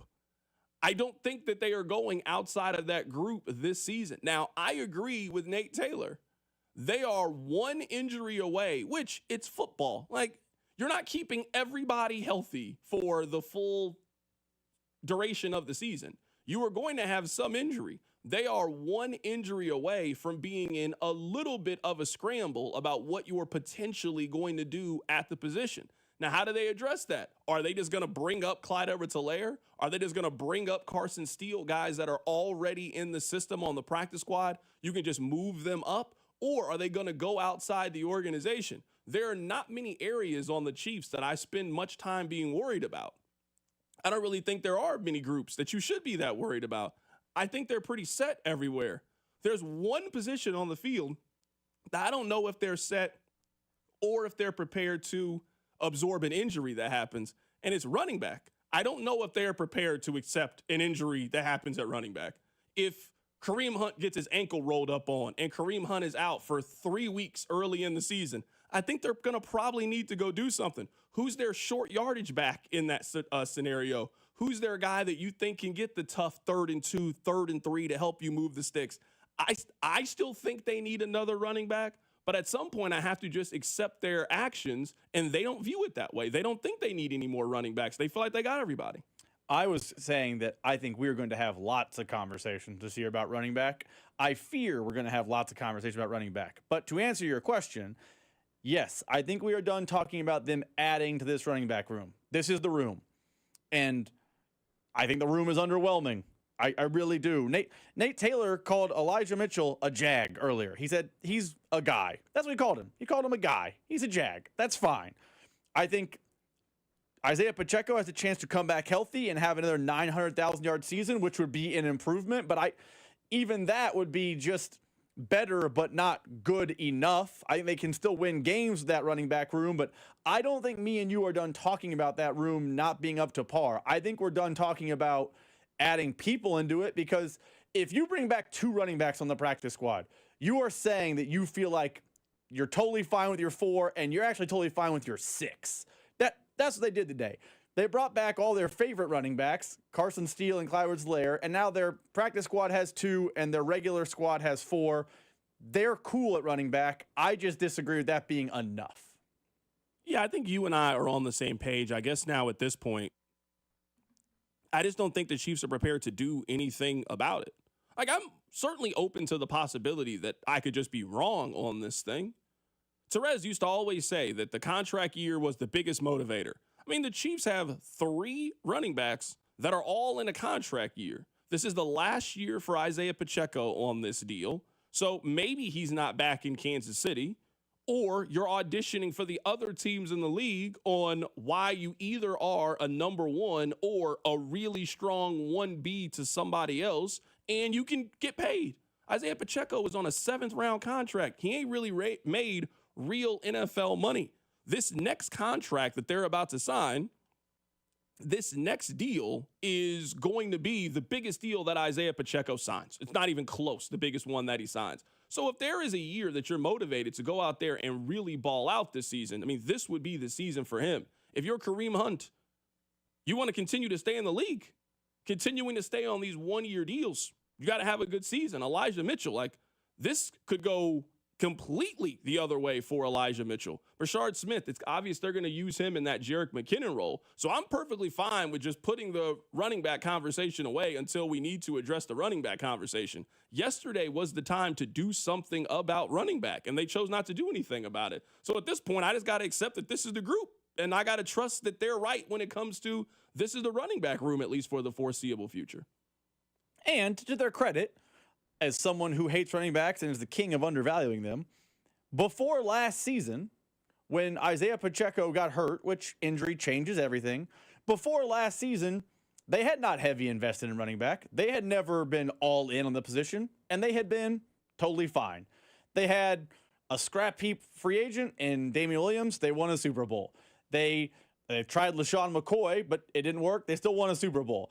They had what a lot of people would call a bust running back in Clyde Edwards-Helaire one year. They won a Super Bowl. They had Jerick McKinnon, who was literally off a scrap heap. They had Isaiah Pacheco, who at the time, 7th round. Like, we can name the running backs they've had, and they've been fine. I would tell you, outside of last year, they've done enough. Who cares about the position? Which is largely how I feel about it positionally. But I do worry that they are, again, like every position in the league, 1 injury away from us going woof. And last year, 1 injury led it to woof fast, and I worry we're closing in on that at a position where players just get injured at a higher rate. This isn't like, oh man, they don't have a good backup punter. Punters don't get hurt that often. Running backs do. There's only so many hits on your body. But I would say, if we take a step back, outside of last season, the Chiefs have never heavy invested at running back, and they've been totally fine because they have Reed and Mahomes and Kelsey and the players that actually matter, not running back. Someone just texted in, there's 0 chance the Chiefs sign Pacheco to an extension, 0%. I'm not willing to say that just with the frequency in which Chiefs just bring players back. I'm not entirely sure of how valuable Isaiah Pacheco is going to be on the open market. I think Isaiah Pacheco is certainly a productive running back, but he's never stayed healthy. He's never had 1,000 yards. Like, how much do we think? Let's say Isaiah Pacheco has a typical season. Let's say that Isaiah Pacheco runs for 875 yards this year. I would say that is a safe estimate for Isaiah Pacheco. I don't think that guy's getting 2 years, $16 million in free agency. Like, I think you can get Isaiah Pacheco back at a very reasonable price. And if there is an organization that has shown you loyalty and that they're very interested in bringing back players that know their system and fit into their locker room, it's the Chiefs. So I'm not ruling out the possibility that Isaiah Pacheco is back next year. I would say, honestly, from all the different running back conversations that we've had with the Chiefs, I guess maybe you could argue Damian Williams. I think Pacheco's a better running back than him. They haven't really been in this situation where if Pacheco has a good year, you want that running back to return. The only other draft pick that they've spent any amount of resources on was Clyde Edwards-Helaire. No one was clamoring for Clyde Edwards-Helaire to come back on a second deal. So if Pacheco's productive this year and you can get him back in Kansas City on a cheap, albeit a raise next year, I'm not against Isaiah Pacheco signing a one-year deal next year to stay on the Chiefs next year. I think that's a possibility just based on who I think he is as a player. He's not breaking the bank nowhere that he goes. So to stay in an offense, to stay in a system that you feel comfortable with, to stay with the organization that drafted you, I haven't ruled out the possibility that Isaiah Pacheco's on the team next year. I think we're having a semantics argument because I actually agree with the texter, depending on what you define as an extension. He's not getting the James Cook contract in Kansas City. No chance. Me and the texter agree.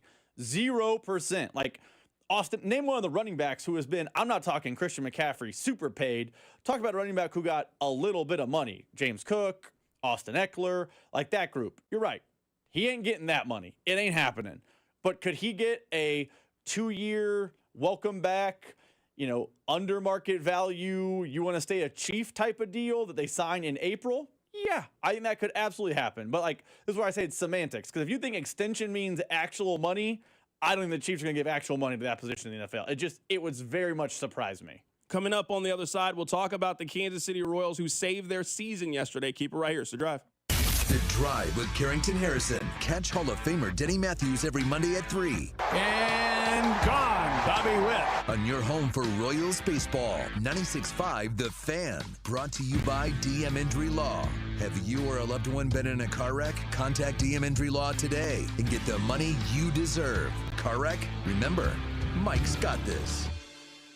College football season is back, my friends, and FanDuel is giving you a reason to lock into the season earlier than ever before. Right now, new customers can lock in just a $5 bet and get $300 in bonus bets if that bet wins. That's right. You'll get $300 in bonus bets to use anywhere on the app, and you can use those bonus bets on your favorite Week 1 lines. Maybe you want to place a Heisman odds future, over-unders, player props, whatever you need to do to get the college football season off right. Remember, FanDuel is safe to use, easy to use, and when you win, you'll get paid instantly. All you need to do is head over to FanDuel.com, use my promo code KFNZ, and sign up to get started. Remember, that's FanDuel.com/KFNZ.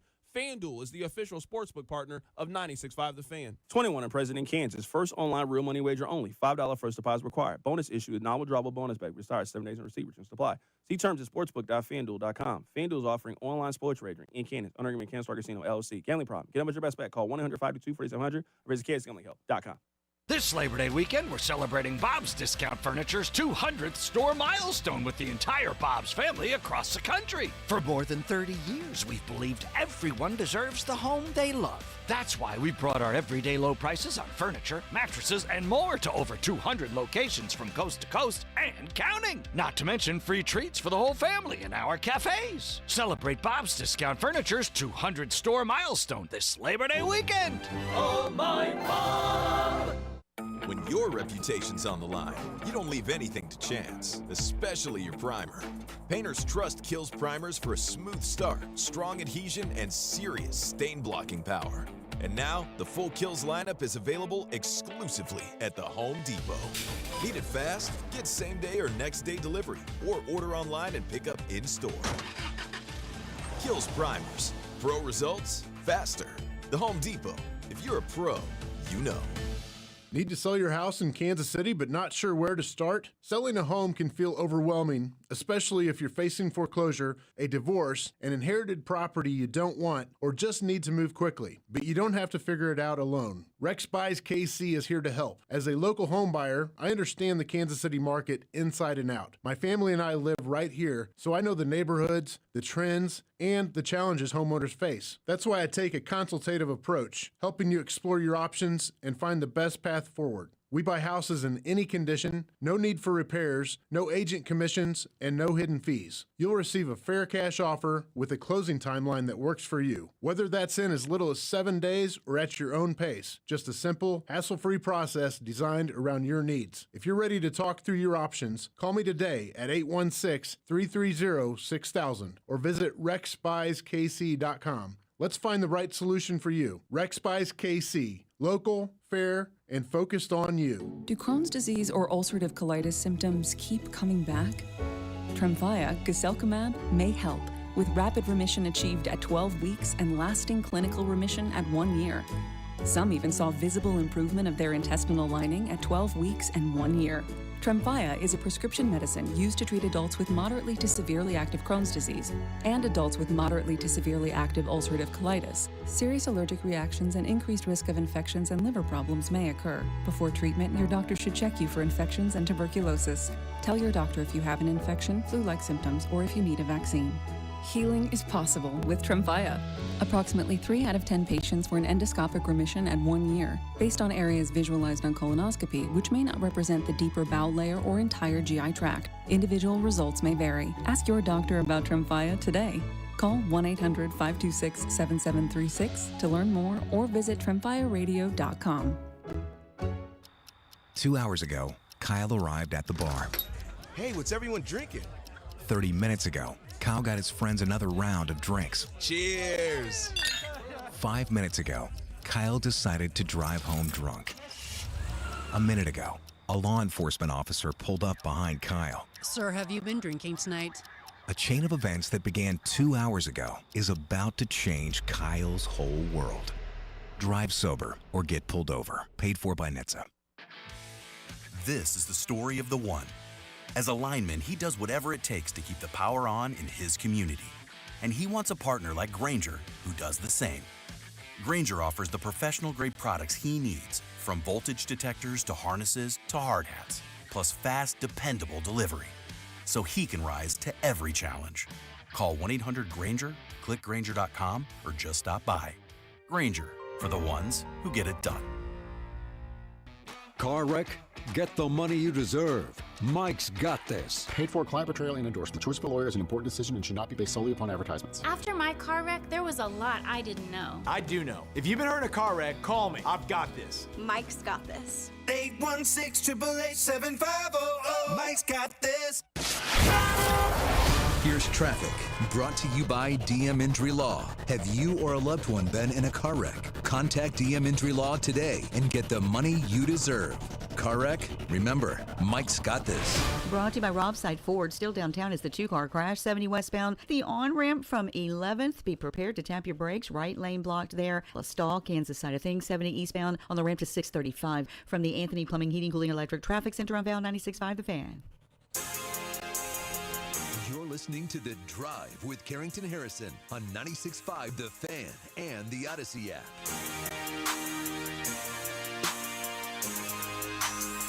We'll get back to the Chiefs coming up at the top of the hour. Do you think that fans give the Royals a lot of credit for yesterday's win? I only ask that question because of the opponent. I understand if you're not impressed by an individual win against the Chicago White Sox. They are not a good team. But why I give the Royals a lot of credit, I think we have seen multiple times this season where things could have gone awry for the Royals, and they have kept things on track.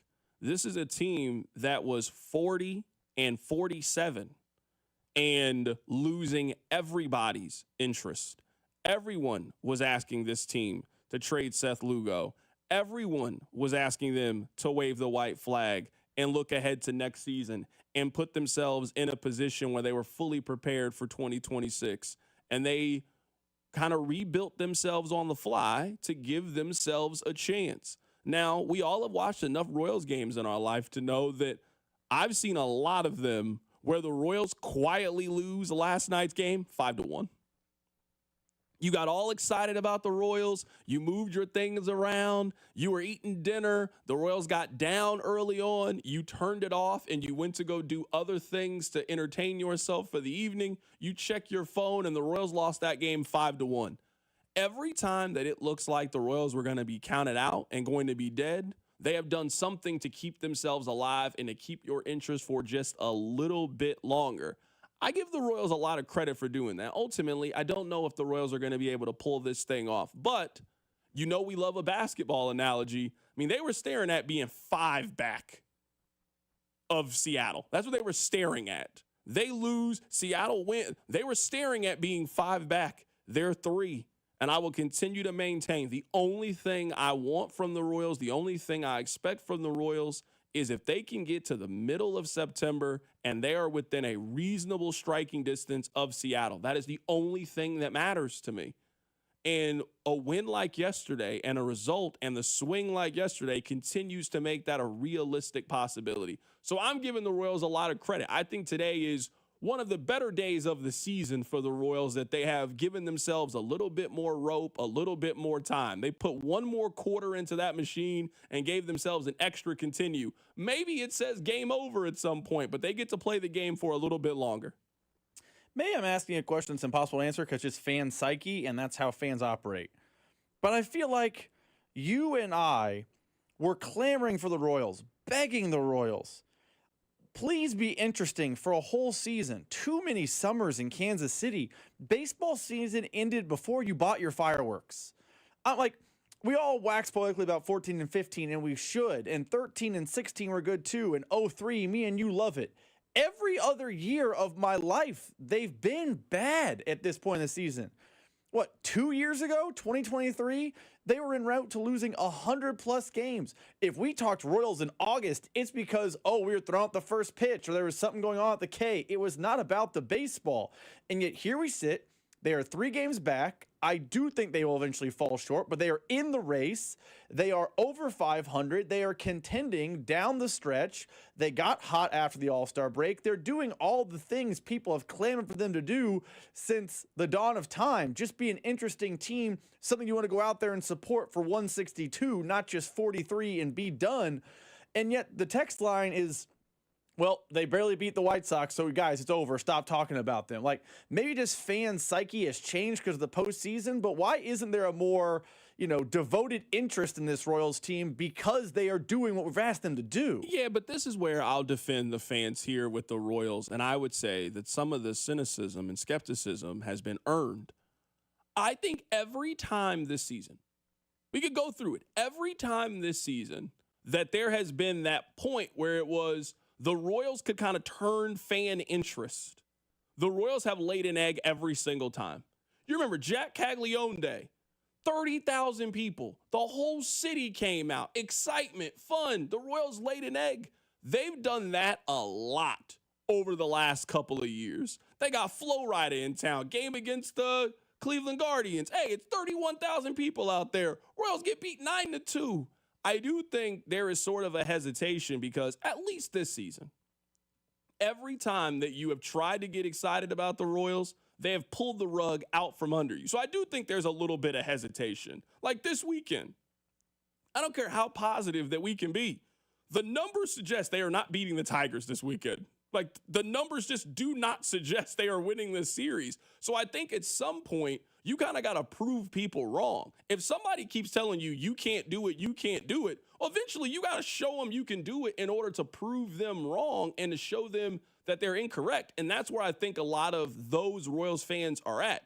If you're on the side of they can't do it, the Royals really haven't done much this season to show you that they can do this. Because doing this, it requires you to be special. It requires you to get hot. It requires you to beat playoff teams and some of the better teams in baseball. And again, the numbers just suggest that's not what they can do. So you got to prove people wrong.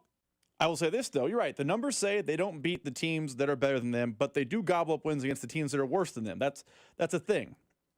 And I'm going to cross-sport compare here. There are probably dozens of cities, college towns, I'm using college basketball as my cross-sport comparison, in late February, early March, that get excited about their 19-12, 20-11 bubble basketball team. That happens everywhere. Oh, man, big one this week at Texas Tech. You got to get a win here because you get on the right side of the bubble. It happens all the time in college basketball where you are just feasting against the Wagners and the bottom of your league of the world, but then you lose to the Kansas and North Carolina of your league. But you're at the end of the run. You're right on the bubble. Are you in or are you out? And fans are excited to see if they will end up on the right side of the bubble. And every game is met with anticipation. I don't feel like the Royals series are getting that. It feels like they're on that bubble for the NCAA tournament analogy. And yeah, they can't beat the Carolinas and the Kansas and the Duke types, but they are throttling the Washington State, Oklahoma State, NC State types at the bottom of their league, and they are staying on the bubble, and fans are just quick to be like, well, it's fake, so who cares? I don't care about this bubble team. Why is there not more interest in the fact that this is what happens with bubble teams? And yeah, you're going to eventually make it and lose, but making it matters. And it feels like fans don't have that interest in the make it. Yeah, you're right. But I guess I would just use the analogy for, your own university. It's really hard to get excited. It's really hard to get excited about your 6-6 football team when you got the best team in college basketball right there. You know what I mean? Like, yes, I want you to be involved in the Royals. I want you to care about the Royals. If you think the Royals are going to win 83 games, it's really hard to sell you on that when the Chiefs play the Eagles coming up in a couple of days. So, that's what I think the Royals are going up against. Someone on the text line says there used to be 30,000 people out there. Now it's a ghost town. I would say the last time that the Royals were in town, it was hot. It was real hot outside. And, this is a big weekend series for the Royals. They got a weekend series at home against the Tigers on a holiday weekend. I think they are going to do very, very well this week. They then got a midweek leading into a Friday Chiefs game against the Angels. I'm here telling you, people ain't going to that. I'm sorry. We know enough about Royals attendance. People are not going to be out there Wednesday, September 3rd on a school night with Ryan Burgert on the mound and football about to start the next day against the Angels. No, it's not the case. But coming up the next weekend, Minnesota is in town. We know that Minnesota, they travel well. I think Royals fans will go out there this weekend. And again, I will continue to market. They have a home series, the 16th, 17th, and 18th against Seattle. I firmly believe if Seattle is in the position that they're in and the Royals are in the position and the Royals are 2.5, 3 games back of Seattle when that series starts, I think you will see buzz. I think you will see excitement. You won't have to twist people's arm to get them to go out to Kauffman Stadium for a series that really, really matters for the Royals. Let's get back to the top story coming up at the top of the hour. Rashee Rice has found out his suspension. He is going to miss the first 6 games of the season. Keep it locked in right here. It's The Drive. The Drive with Carrington Harrison on your new home for Royals baseball. 96.5 The Fan. Brought to you by DM Injury Law. Have you or a loved one been in a car wreck? Contact DM Injury Law today and get the money you deserve. Car wreck? Remember, Mike's got this. Here's traffic, brought to you by DM Injury Law. Have you or a loved one been in a car wreck? Contact DM Injury Law today and get the money you deserve. Car wreck? Remember, Mike's got this. Brought to you by Robside Ford. Still downtown is the 2-car crash. 70 westbound. The on-ramp from 11th. Be prepared to tap your brakes. Right lane blocked there. A stall, Kansas side of things. 70 eastbound on the ramp to 635. From the Anthony Plumbing, Heating, Cooling, Electric Traffic Center on Val 96.5 The Fan. Hey guys, it's Carrington Harrison from The Drive. Summer is officially here, and that means the sun is out and the grill is hot and life is calling you. But what if you're just not feeling it? Low energy, brain fog, maybe you have no drive.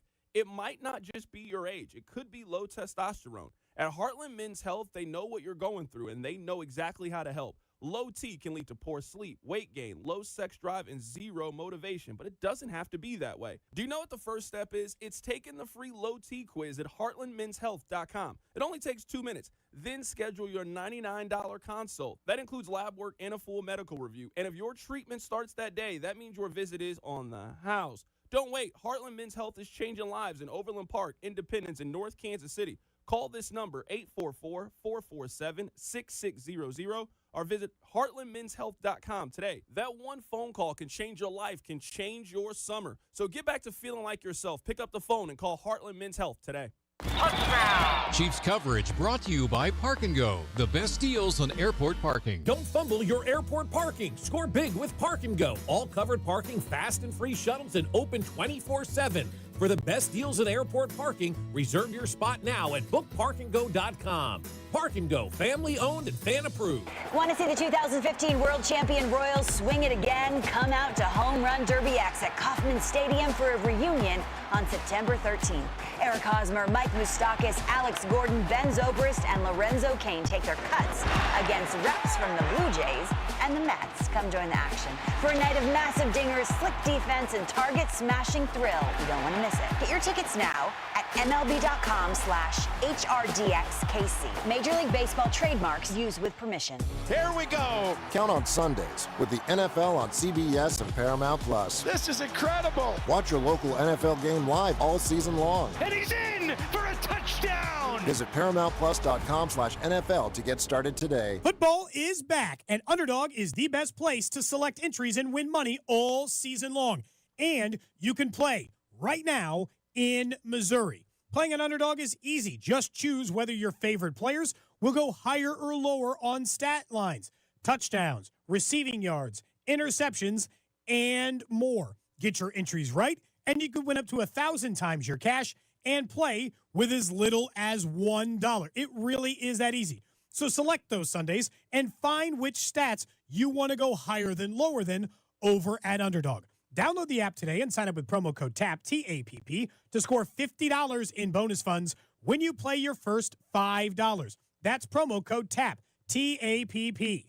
Must be 18 plus and present in Missouri. Terms apply. See assets.underdogfantasy.com/web/play and get terms _DFS_.html for details. Concern with your play. Call 1-800-GAMBLER. Visit www.ncpgambling.org. The smell of football and tailgating is in the air, but Labor Day gives us one final weekend of summer before fall, and Hy-Vee is here to help with all of your Labor Day plans. They have grilling favorites like prime reserve beef, chicken grillers, and their specialty brats. And with the Chiefs opener on September 5th, I'm headed to Hy-Vee to get some new gear and pick up my favorite party treats like those amazing Chiefs-themed sugar cookies. We got it all at Hy-Vee. Fall's on the horizon, football's on the horizon, so kick off your best fall ever with my friends only at Hy-Vee. If you're crazy for craft beer, a connoisseur of Cabernet, or master of the margarita, Hy-Vee Wine and Spirits has a huge selection in stock and competitively priced. From value bottles of wine starting at $3.99 to top shelf liquors, get 10% off when you mix and match 6 or more bottles. Hy-Vee's knowledgeable and friendly staff is here to help, or place your order through aisles online for added convenience. Low price, selection, service, and convenience. There's more to love at Hy-Vee Wine and Spirits. Tonight, expect cloudy skies with a chance of rain showers and a low of 63. Weather brought to you by Robert Half. Our recruiters' expertise and award-winning AI will find you the skilled candidates you want. At Robert Half, we know talent. Visit roberthalf.com/talent today. Robsite Ford. Non-commissioned staff, low prices, best trade-ins, and the biggest selection. Visit robsite.com. When it comes to buying a car, simple wins. Robsite Ford has the inventory, the trade values, and the non-commissioned team that puts you first. No pressure, just 4.8 stars on Google for a reason.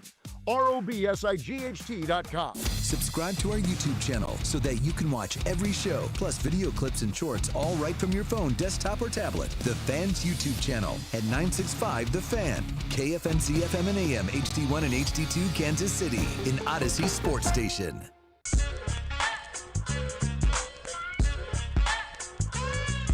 All right, let's get back to the top story. Rashee Rice, he has been suspended 6 games by the National Football League. It is done. It is no longer speculation. Everything has been signed and agreed to. His suspension starts immediately. He can return on October 13th. That is the full story.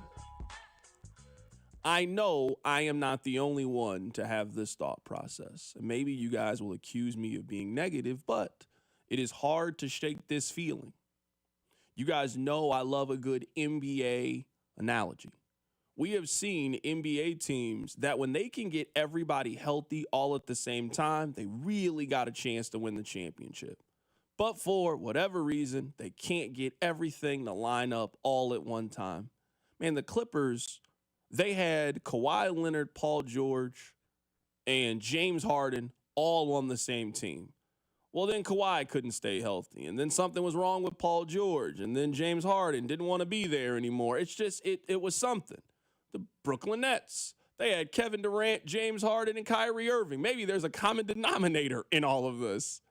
But they just couldn't get everything aligned. The Milwaukee Bucks, the Phoenix Suns. Like, I can give you countless of examples in the NBA of teams that had 2 or 3 superstars. They just couldn't all get on the court. They couldn't all be available at the same time. This is a fear that I have with this version of the Chiefs. Last season, offensively, they just couldn't have everything going at one time. It was just kind of a rapid-fire whack-a-mole of trying to solve an issue. They would have to solve an offensive line issue. They then solve the offensive line issue. But now their running back's not healthy. Well, now your quarterback runs into your wide receiver. Now he's out for a little bit. Well, your other wide receiver, he dislocated his shoulder during preseason. Now he's out for a little bit. Well, now you get him back. Now this thing has gone wrong. It was just, they never could get everybody healthy, everybody viable, everybody going at the same time. One thing that excited me about the possibility of Rashee Rice playing week 1 of the NFL season is, I mean, we've spent now, it seems like 18 months talking about this wide receiver room. Man, can you imagine it? You got Rashee Rice and Xavier Worthy and Hollywood Brown. You get all those guys going at the exact same time. Are we going to get a chance to see all of those guys play at the exact same time? And while you have those guys healthy, you also have the left side of your offensive line figured out.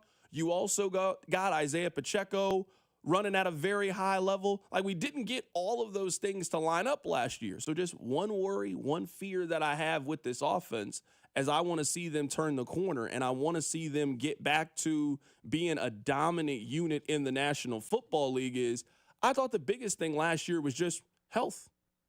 I mean, last year the Chiefs were 15th in offense. They're better than that. I know that. You know that. Well, why were they 15th? It's not because they're not good enough at quarterback. It's not because they're not good enough at head coach. They're the best at those two things. It was because of injuries. It was because of offensive line. It was because of things that they could not control. As the offseason has been spent, and they have spent a lot of time about talking about getting back to that explosiveness, that quick strike, that big punch offense. Well, they're not going to have their second best offensive player for the first 6 weeks of the season against some really good teams with really good defenses and dominant secondaries. We don't got to talk about how good Philadelphia's secondary is. If there's a team that should know, it's them, how good Philadelphia's secondary is. They then go up against Baltimore's secondary. Baltimore's secondary is really, really good. You're going up against a team in the Giants with a really, really good pass rush. Teams that have kind of retooled their defense, so to speak. So I'm just thinking out loud a little bit, and my feeling is just, I wonder if we are going to spend another season of just hoping, man, if the Chiefs could just get everybody healthy, if the Chiefs could just get everybody available, everybody on the same time, man, they could be a top 5 offense. But at least for the first 6 games of the season, we know their offense cannot be 100% without having Rashee Rice. And also, just based on how football works, everybody that plays in week 1 ain't playing in week 7. We know that. Who is that going to be? Is that an injury on the left side of the offensive line? Is it an injury on the right side? Does Isaiah Pacheco stay healthy? Does Hollywood Brown stay healthy? Are we ever going to get to see the Chiefs offense as they envision it with everybody there? So, Rob, one thing I was looking forward to was having that possibility. We now know, at least for the first 6 games of the season, that is not realistic because Rashee Rice is not going to be there. I can't remember the exact day, but I remember it was last week. We were on the show, and me and you came to the same conclusion, same agreement. Chiefs, there is no excuse this offense. It's time to hit the ground running. All the excuse making is done. I want to see this offense at full capability. I remember we had this conversation, and we even said Rashee Rice will not be suspended early in the season. So, yeah, come out the gate hot. You're talking about being more explosive, this, that, and the other. It's time. I don't know, a week of shows have passed. And now it's, okay, well, we still expect more explosiveness, but here comes a reason why we won't see it yet. And you're right. Hollywood Brown's back of his football reference card says he might miss a game this season. So maybe we might not see it then. Like, what if an offensive lineman gets hurt? You never know. You never know. Maybe that hurts the explosiveness. I just feel like every time you and me and fans and people, maybe even Brett Veach and Andy Reid get fired up for, oh man, we're finally going to see it. The vision on paper is coming to fruition. Something has happened to stop the vision from coming to fruition, and it seems to have halted the Chiefs' offense in its tracks. Like last year, the Chiefs' offense was, 16th in scoring, I believe? It was middle of the pack by every metric. Yeah, 15th. Jalen Royals, according to Nate Taylor, might go on the IR. I'm not as worried about Royals because, so someone here on the text line says, CDOT, isn't that every team in the NFL? That wasn't Philadelphia last year. Major reason why Philadelphia won the Super Bowl is they didn't have those issues last year. Saquon Barkley ran for 2,000 yards last year. A.J. Brown played 14 games last year. Devontae Smith was healthy. Their left tackle, their right tackle was healthy. Just think about how remarkable it is what the Chiefs were able to accomplish with the amount of injuries that they had last year. They didn't have their number 1 running back basically healthy from October on. They didn't have their number 1 wide receiver healthy from October on. They didn't have their number 2 wide receiver healthy for basically the entire regular season last year. Like the Chiefs, the offense that we envision, their ideal depth chart, it never really came to fruition last year. We never got to see what the completely healthy, everybody available Kansas City Chiefs looked like at any point last year. Even in week 1 of the NFL season, because they didn't have Hollywood. That's why, to kind of move this discussion forward, if you're asking me right now, man, who needs to step up in these first handful of games? It's Hollywood Brown. It's Hollywood Brown. It's time. It's time. He was physically unable to perform early in the season last year because of the shoulder injury. He got off to a very delayed start and then joined the team basically around Christmas time. I understand why his season was a little bit disjointed. The Chiefs brought him back on a 1-year deal. They brought him back for a 1-year deal like this. I think we've always known that the Rashee Rice suspension was kind of hanging over this team and that there was a chance that he wasn't going to be there for week 1. Hollywood Brown is in year 6 of his NFL career?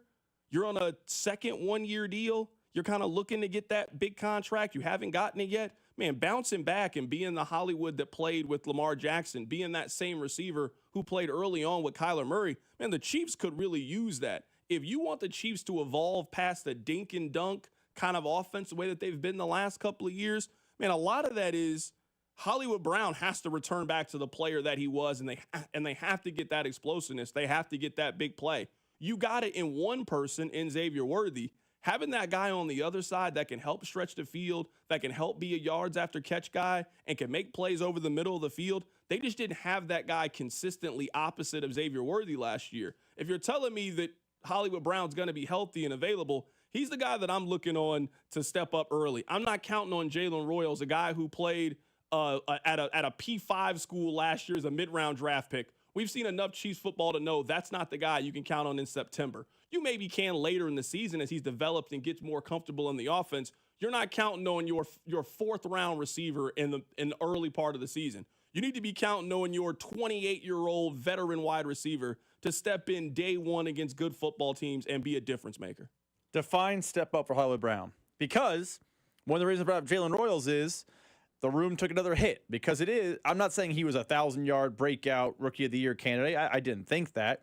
But him going to IR potentially, according to Nate Taylor, he didn't practice yet, potentially makes that room look a lot different on paper now without Jalen Royals. Now it's Hollywood Brown, Xavier Worthy, probably not in that order.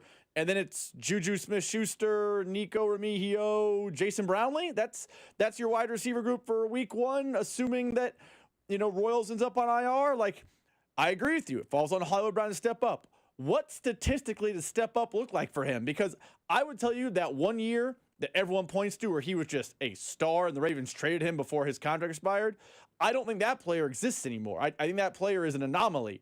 So what does step up look like? Because, or maybe it's Xavier Worthy. But I wish I could answer your question. I just don't know because we've never seen. I'm just That's saying true. he's never been healthy in this offense for me to be able to answer that question of what it looks like for Hollywood Brown. I don't have a frame of reference. I can't answer that question for you. I'm telling you right now, out of all the receivers that we think are going to be healthy for week 1, outside of Xavier Worthy, was removing him from this conversation, he by far and away has the highest ceiling of all of those players. Now, Tyquan Thornton might end up being a help, but you and I both would be surprised if Tyquan Thornton had 100 yards receiving next Friday. I'd be a little surprised. Now, could Tyquan Thornton have 3 catches for 45 yards and a touchdown? Of course he could do that. I'd be surprised if he had a big day.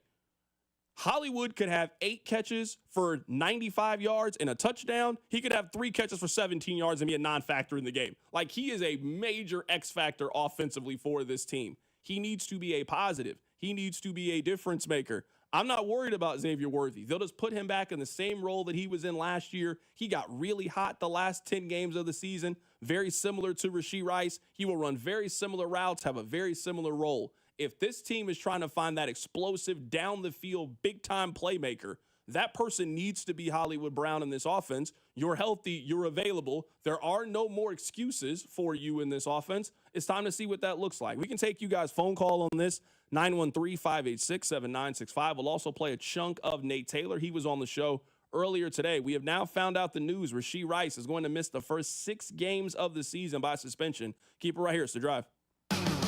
The Drive with Carrington Harrison on your new home for K-State Athletics. 96.5 The Fan.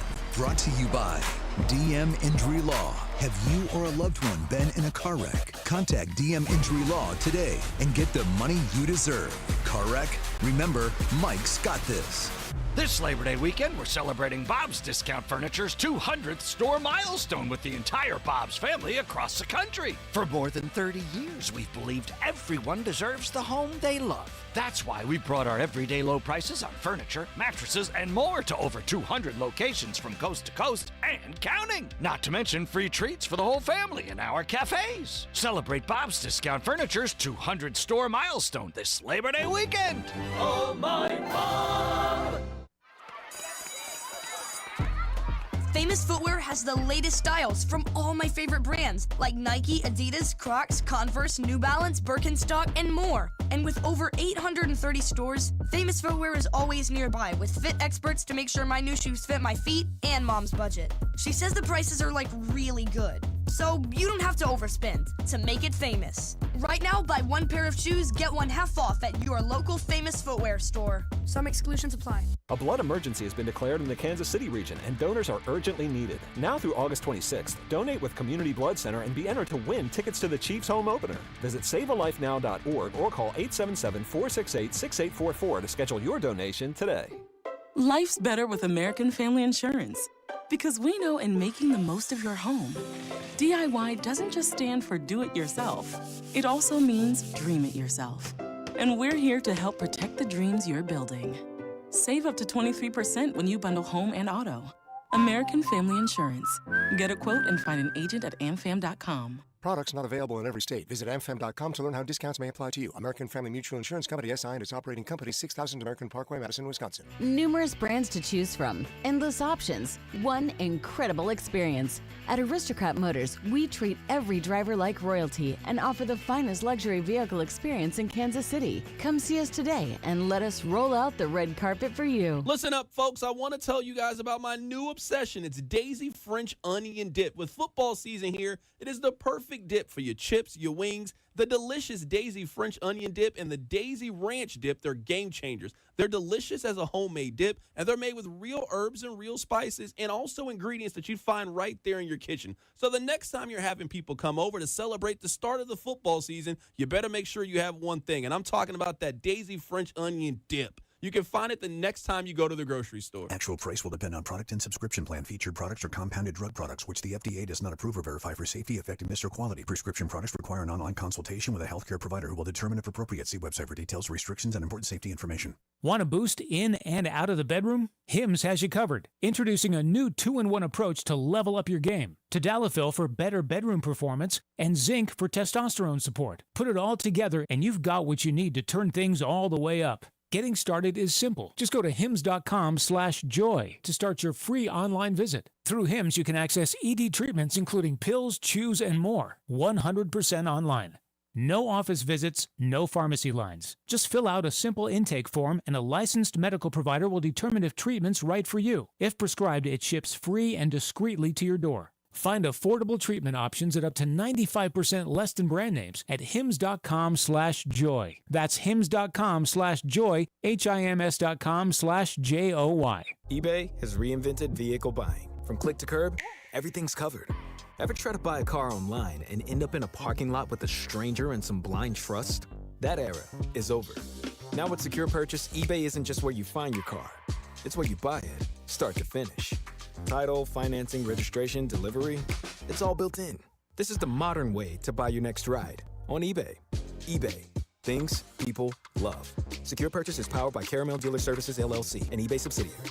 With Robinhood, not only can you trade individual stocks and ETFs, you can also seamlessly buy and sell crypto at low costs. Trade all in one place. Get started now on Robinhood. Trading crypto involves significant risk. Crypto trading is offered through an account with Robinhood Crypto LLC. Robinhood Crypto is licensed to engage in virtual currency business activity by the New York State Department of Financial Services. Crypto held through Robinhood Crypto is not FDIC insured or SIPC protected. Investing involves risk, including loss of principal. Securities trading is offered through an account with Robinhood Financial LLC, member SIPC, a registered broker-dealer. Here's traffic, brought to you by DM Injury Law. Have you or a loved one been in a car wreck? Contact DM Injury Law today and get the money you deserve. car wreck? Remember, Mike's got this.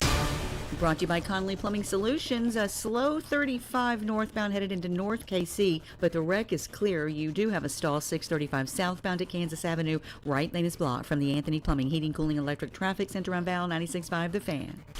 You're listening to 96.5 The Fan from the Mission Plumbing, Heating, and Cooling Studios. Hey, it's Chris Jones from the Kansas City Chiefs. Welcome back to The Drive with C-Dot on your home for Chiefs football. 96.5 The Fan. Let me tell you guys that Sports Talk on The Fan is presented by Paramount Plus. You can't count on much these days, but you can always count on Sundays with the NFL on CBS and also on Paramount Plus. Watch your local NFL game live every Sunday on CBS and Paramount Plus all season long. Visit ParamountPlus.com/NFL to get started today. Someone just texted in to continue the conversation that we were having before the break. We'll play the best of Nate Taylor coming up in just a little bit. C-Dot, maybe I'll end up eating my words, but I truly believe next week that Tyquan Thornton will have more yards than Brownlee, Remigio, and Juju. I don't think that's a bad take at all. I guess, at least for me, in the point of this conversation, just talking about like what I think the ceiling can be and how good I think their offense can be, is if we are going to call Brashard Smith the Jerick McKinnon type, for example, I think Tyquan Thornton is Demarcus Robinson. I think Demarcus Robinson was a good, viable receiver for the Kansas City Chiefs. Now, I know we like to make fun about the running backwards, and yes, it was funny. But, I mean, I'm looking at it. In 2019, Demarcus Robinson had 32 catches for 449 yards. In 2020, the COVID season, he had 45 catches for 466 yards. If you were telling me that that's the contribution you get from Tyquan Thornton, great. Sign me up for that if that's the case. At least I believe this. I think that Hollywood just has a much higher ceiling than that. I think that I'm not sure, honestly, if there is a player on the team that there is a wider variance of how their season could go more than Hollywood Brown. Like, if you let me look into the future, if you told me that Hollywood Brown gets hurt in the second game of the season and we just don't see him again, I don't know how you could be that surprised if that's the case, and that's how his Chiefs career ends. I also wouldn't be surprised if Hollywood Brown had 900 yards receiving this year for the Chiefs. He has a contract year, a big season, and is really, really critical to the Chiefs' success. I don't know if there is a player that kind of has that wide of a range of what he can be. We have never seen healthy Hollywood Brown in this offense. Not at any point last season. He got hurt on the first drive of preseason. He then showed up around Christmas time. We have never seen what we just saw. A normal training camp, a normal preseason, days to recover and get your body right and ready, and then time to perform in the early part of the season. I'm excited to see what that could possibly look like. And if you were telling me that the Chiefs are, again, not going to have their number one pass catching option and their number one wide receiver, one of the top, 25 wide receivers in the National Football League, and we're subscribing to the next man up mentality, which you have to, it's football, man, the next man up in this situation has to be Hollywood Brown. This isn't a Nico Remigio. This isn't a Jason Brownlee. No, you need your big-time players, and I use big-time relative, at least when talking about him in this context, but you need these guys to step up and perform. You need Hollywood to be a difference maker in these first couple of games, especially, again, going up against the teams that you're going up against in their secondary. Like, you're going up against Philadelphia. They got legitimate dogs in that secondary. You're going up against Baltimore. Got legitimate dogs in that secondary. That's not a game that I'm relying on Jason Brownlee. You need Hollywood to step up. You need Hollywood to make plays and be a difference maker and to help you stretch the field. So that's the guy that I'm going to be looking to. That's the guy that I'm going to be holding accountable for these first 6 games of the season, to stay healthy, to be on the field, to be a difference maker, to be that veteran presence, and also help them stretch out the field and have more explosive plays in their offense. Maybe I'm speaking for you here, but it sounds like you are viewing Tyquan Thornton as a little bit of found money. If you turn him, a failed second-round pick from another team who at one point was considered on the roster bubble at the beginning of camp, made the roster, and you turn him into Demarcus Robinson, that's found money. I think he could be a little bit better than that. And I only bring that up, and sorry to cut you off. I only bring that up is just because he just, you were in a bad quarterback situation. You've been on the Patriots for the last couple of years, and he's never stayed healthy. Like, if you look at Tyquan Thornton's career, I mean, the last 2 seasons, he played in 9 games. He played in 6 games last year. Tyquan Thornton only had 8 targets last year. He might get 8 targets in the first 2 games this season of the Chiefs if he stays healthy this year. So if he can stay healthy and be on the field, I think he has very quickly developed a rapport, and I think the offense trusts him. I think he will get opportunities. I also just want to be realistic at what I think his ceiling is. I think his ceiling is the best version of Byron Pringle and Demarcus Robinson. So somewhere between 400 to 500 yards, I think that's what he is. That's not what gets you to be a top 5 offense this year. That's not what gets you to stretch the field. Hollywood, Xavier Worthy, and getting Rashee Rice back at some point, that combination and getting those guys back, that's what gets you back to being one of the more explosive offenses in the league. That was my exact point. If we're viewing Tyquan Thornton as found money, like if you turn a failed, like I don't think we even talked about when he got added to the practice squad last year, it wasn't a big story. If you turn him into Byron Pringle, that's a win for the Chiefs. But that's not going to be the guy you look to for explosiveness and how this offense gets back to being an MVP level Mahomes offense. I know that asking for them to be 2018 is an outlandish and probably grabbable, not something they can achieve as a team. But this team could be the 2022 offense, and if they're going to do that, Hollywood Brown has to be good. Or Juju Smith-Schuster has to find the fountain of youth, or Xavier Worthy has to become a star. Like, there are options, I think. You're putting it all on Hollywood Brown. I think there are options of guys who have to step up to fill this Rashee Rice void. But if this team is going to be explosive in those first 6 weeks where they don't have Rashee Rice, it's not going to be because Tyquan Thornton has a nice start. Having him have a nice start's great. It's found money. Everyone's happy about it. But if this team's going to be explosive and dynamic and a better offense in these first 6 weeks, then Juju finds the fountain of youth. Xavier Worthy takes the step forward. I mean, he was a 680-yard guy last year. Maybe he turns into a 1,000-yard guy this year with targets. Maybe, I don't know. Either he steps up or Hollywood Brown, the idea of him turns into the idea we've thought about, and he turns into an actual productive NFL player in this offense. But for me, it falls on one of those 3 guys. It doesn't fall on Tyquan Thornton. I view him as a little bit of found money. And maybe that's just a semantics argument, but he's Byron Pringle. He's great. But if you were in week 3 saying, man, this offense is explosive because of Tyquan Thornton, I think that's an indictment on Worthy, Brown, and Juju. I also think one of the ways to get that explosiveness back is just getting it back in the run game and just having a little bit of a home run capability, which I think you can have if you have a healthy version of Isaiah Pacheco. Earlier today on the show, we were joined by Nate Taylor. Our conversation started with, I think that 6 games is a fair amount when you consider everything at hand. You could say traditional, more conservative approach. Again, I think the Player Association, not in the best light at this moment. They got their own things to, do and get settled from an organizational standpoint. So let's say if the Players Union was better positioned, right? You could have presented a case that was somewhat opposite of what you just said. Yes, even though Deshaun Watson did not plead to anything, and even though these things were not on video, it is different because it obviously includes, like, if the policy is 6 games, and again, we're mostly talking hypothetical now, but given what the policy is, like, are we equating domestic violence?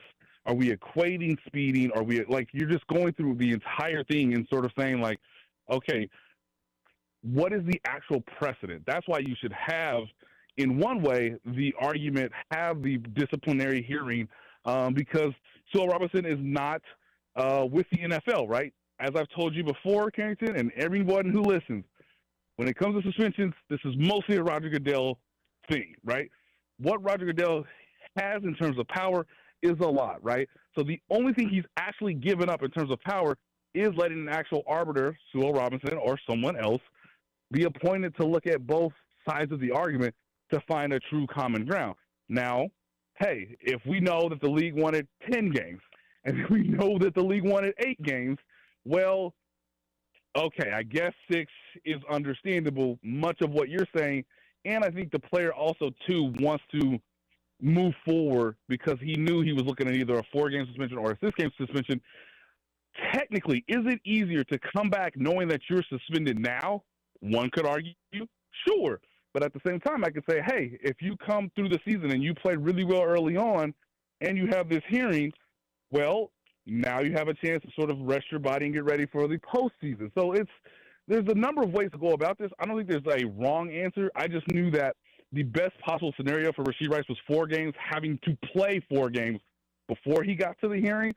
Instead, he chose to go the opposite direction, and the Chiefs, as we saw yesterday, sort of managed their own 53-man roster with that in mind, because they had to have known this is probably where Rashee was thinking, and it makes, in terms of legal fees, it makes it a little bit easier on him from a financial standpoint, with him knowing he can come back in the middle of October, essentially. I wish we had gotten the 53-man roster during the show, because I think the Chiefs basically told us that this was coming. They were carrying 8 wide receivers. They were not going to have 8 wide receivers for week 1 of the NFL season. I think they knew that this was being worked out, and they were within 24 hours of having the answer on what was going to happen with Rashee Rice. I also think, just based on reports, it sounds like Jalen Royals is going to go to the injured reserve list. So it sounds to me like, I know they had 8 initial wide receivers. It sounds like they're about to be at 6 by close of business Friday. Correct.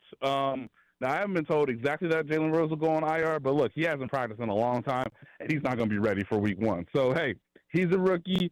Let's take care of your body now. We don't need to rush you, obviously, because we have 8 receivers. And even when you come back, potentially 4 to 6 weeks later, that's also the same time Rashee Rice will come back. So, again, you can manage the roster moving forward at a later date instead of having to carry 8. And that would make it really tricky in terms of, hey, who's actually going to be dressed against the Chargers? Well, now we know. It'll usually be 5. It might be 6, depending on what they want to do from a special team standpoint. But you're right. This was the first sort of indication that, hey, the only reason why you would keep 8 receivers, which no other team would do, is because, one of your guys could be suspended or agree to a suspension at any point before now and September 30th. Right now, we're talking to Nate Taylor of ESPN, getting his thoughts on the news. Rashee Rice has accepted a 6-game suspension. He is going to miss the first 6 games of the season. I guess in line with this, it sounds like you and I are on the same page. I don't see any scenario that they are bringing in another wide receiver. This is the group for the next 6 weeks. Yes. I know it's interesting because there was a little chatter today amongst me and some of my colleagues that, hey, McCole Hardman, he got cut yesterday. What do you say, guys? I mean, they've already brought back Clyde Edwards-Helaire. Would he walk through that door? Well, that's something that could happen later in the season. But, yes, for right now, Nico Remigio has made the team. Tyquan Thornton has made the team. And those 2 guys deserve a ton of credit because they did everything that was asked of them in the offseason, in training camp, and the preseason. So I don't see much changing because – of Friday's preseason finale and what we saw Tyquan Thornton do, obviously the deep ball, 58-yard completion.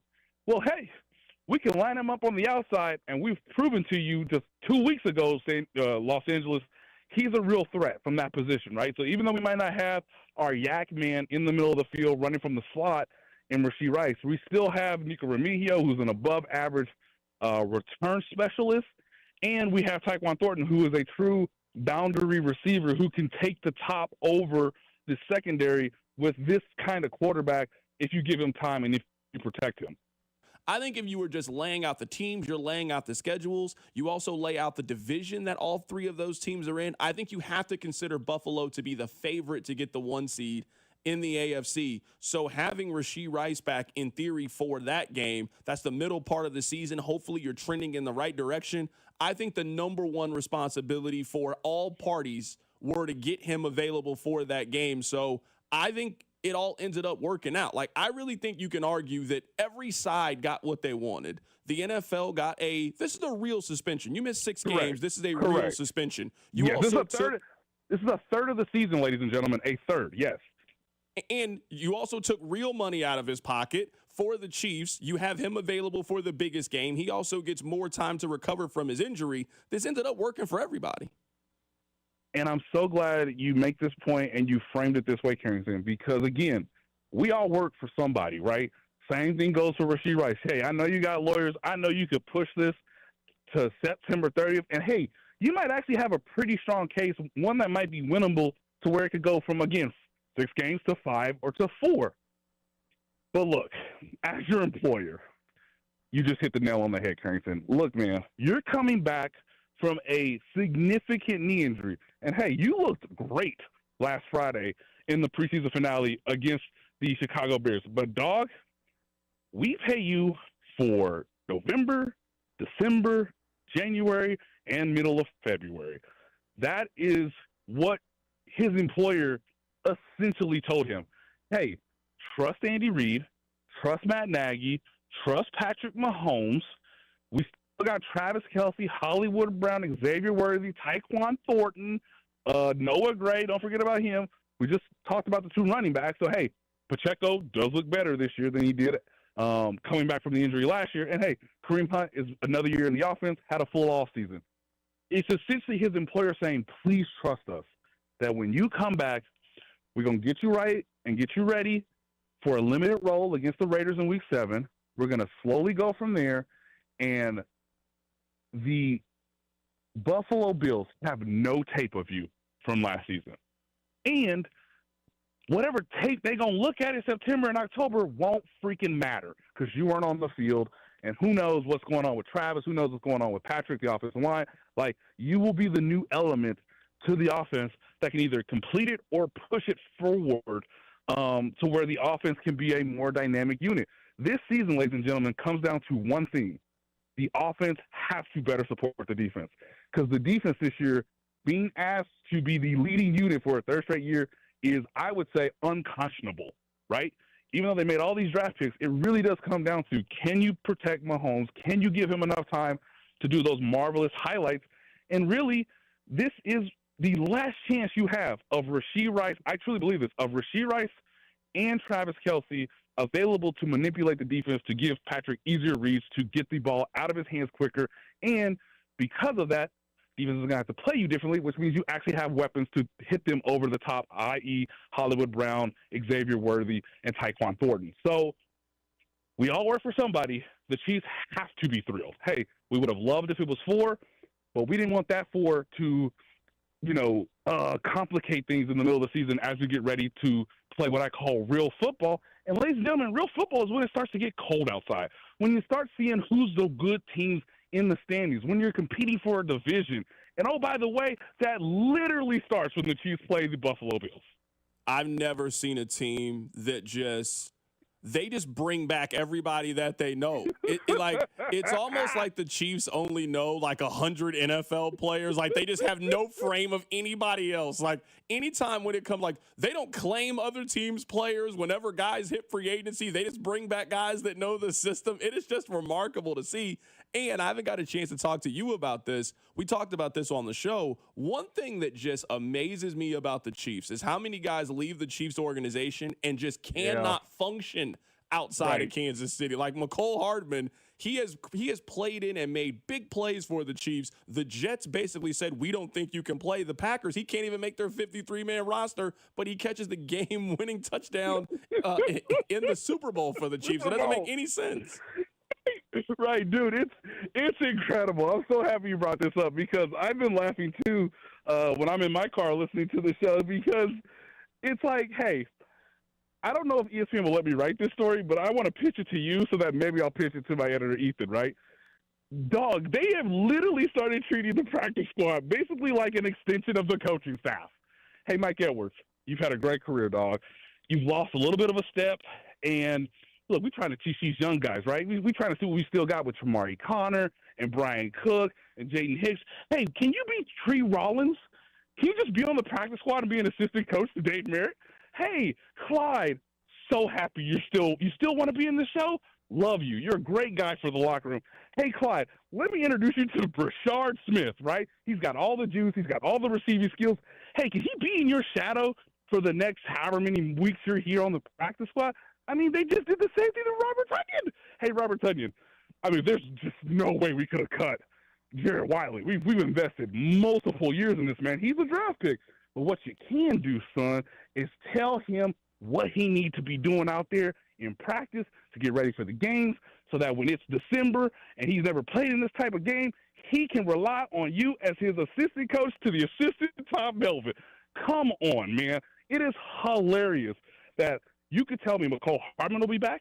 You could tell me Willie Gay will be back. You could tell me Sky Moore will be back this season, and I would totally understand why they're doing it.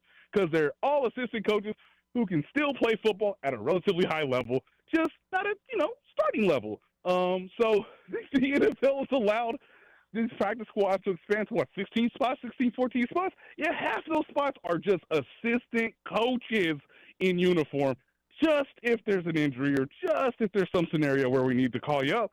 Tunyon had a great preseason, Carrington. Hey, dog, when this suspension goes through, we might elevate you, but at the same time, your number one job is to teach Jared Wiley. That was Nate Taylor of ESPN joining us on the show earlier today. We'll get back to Rashee Rice coming up in just a bit.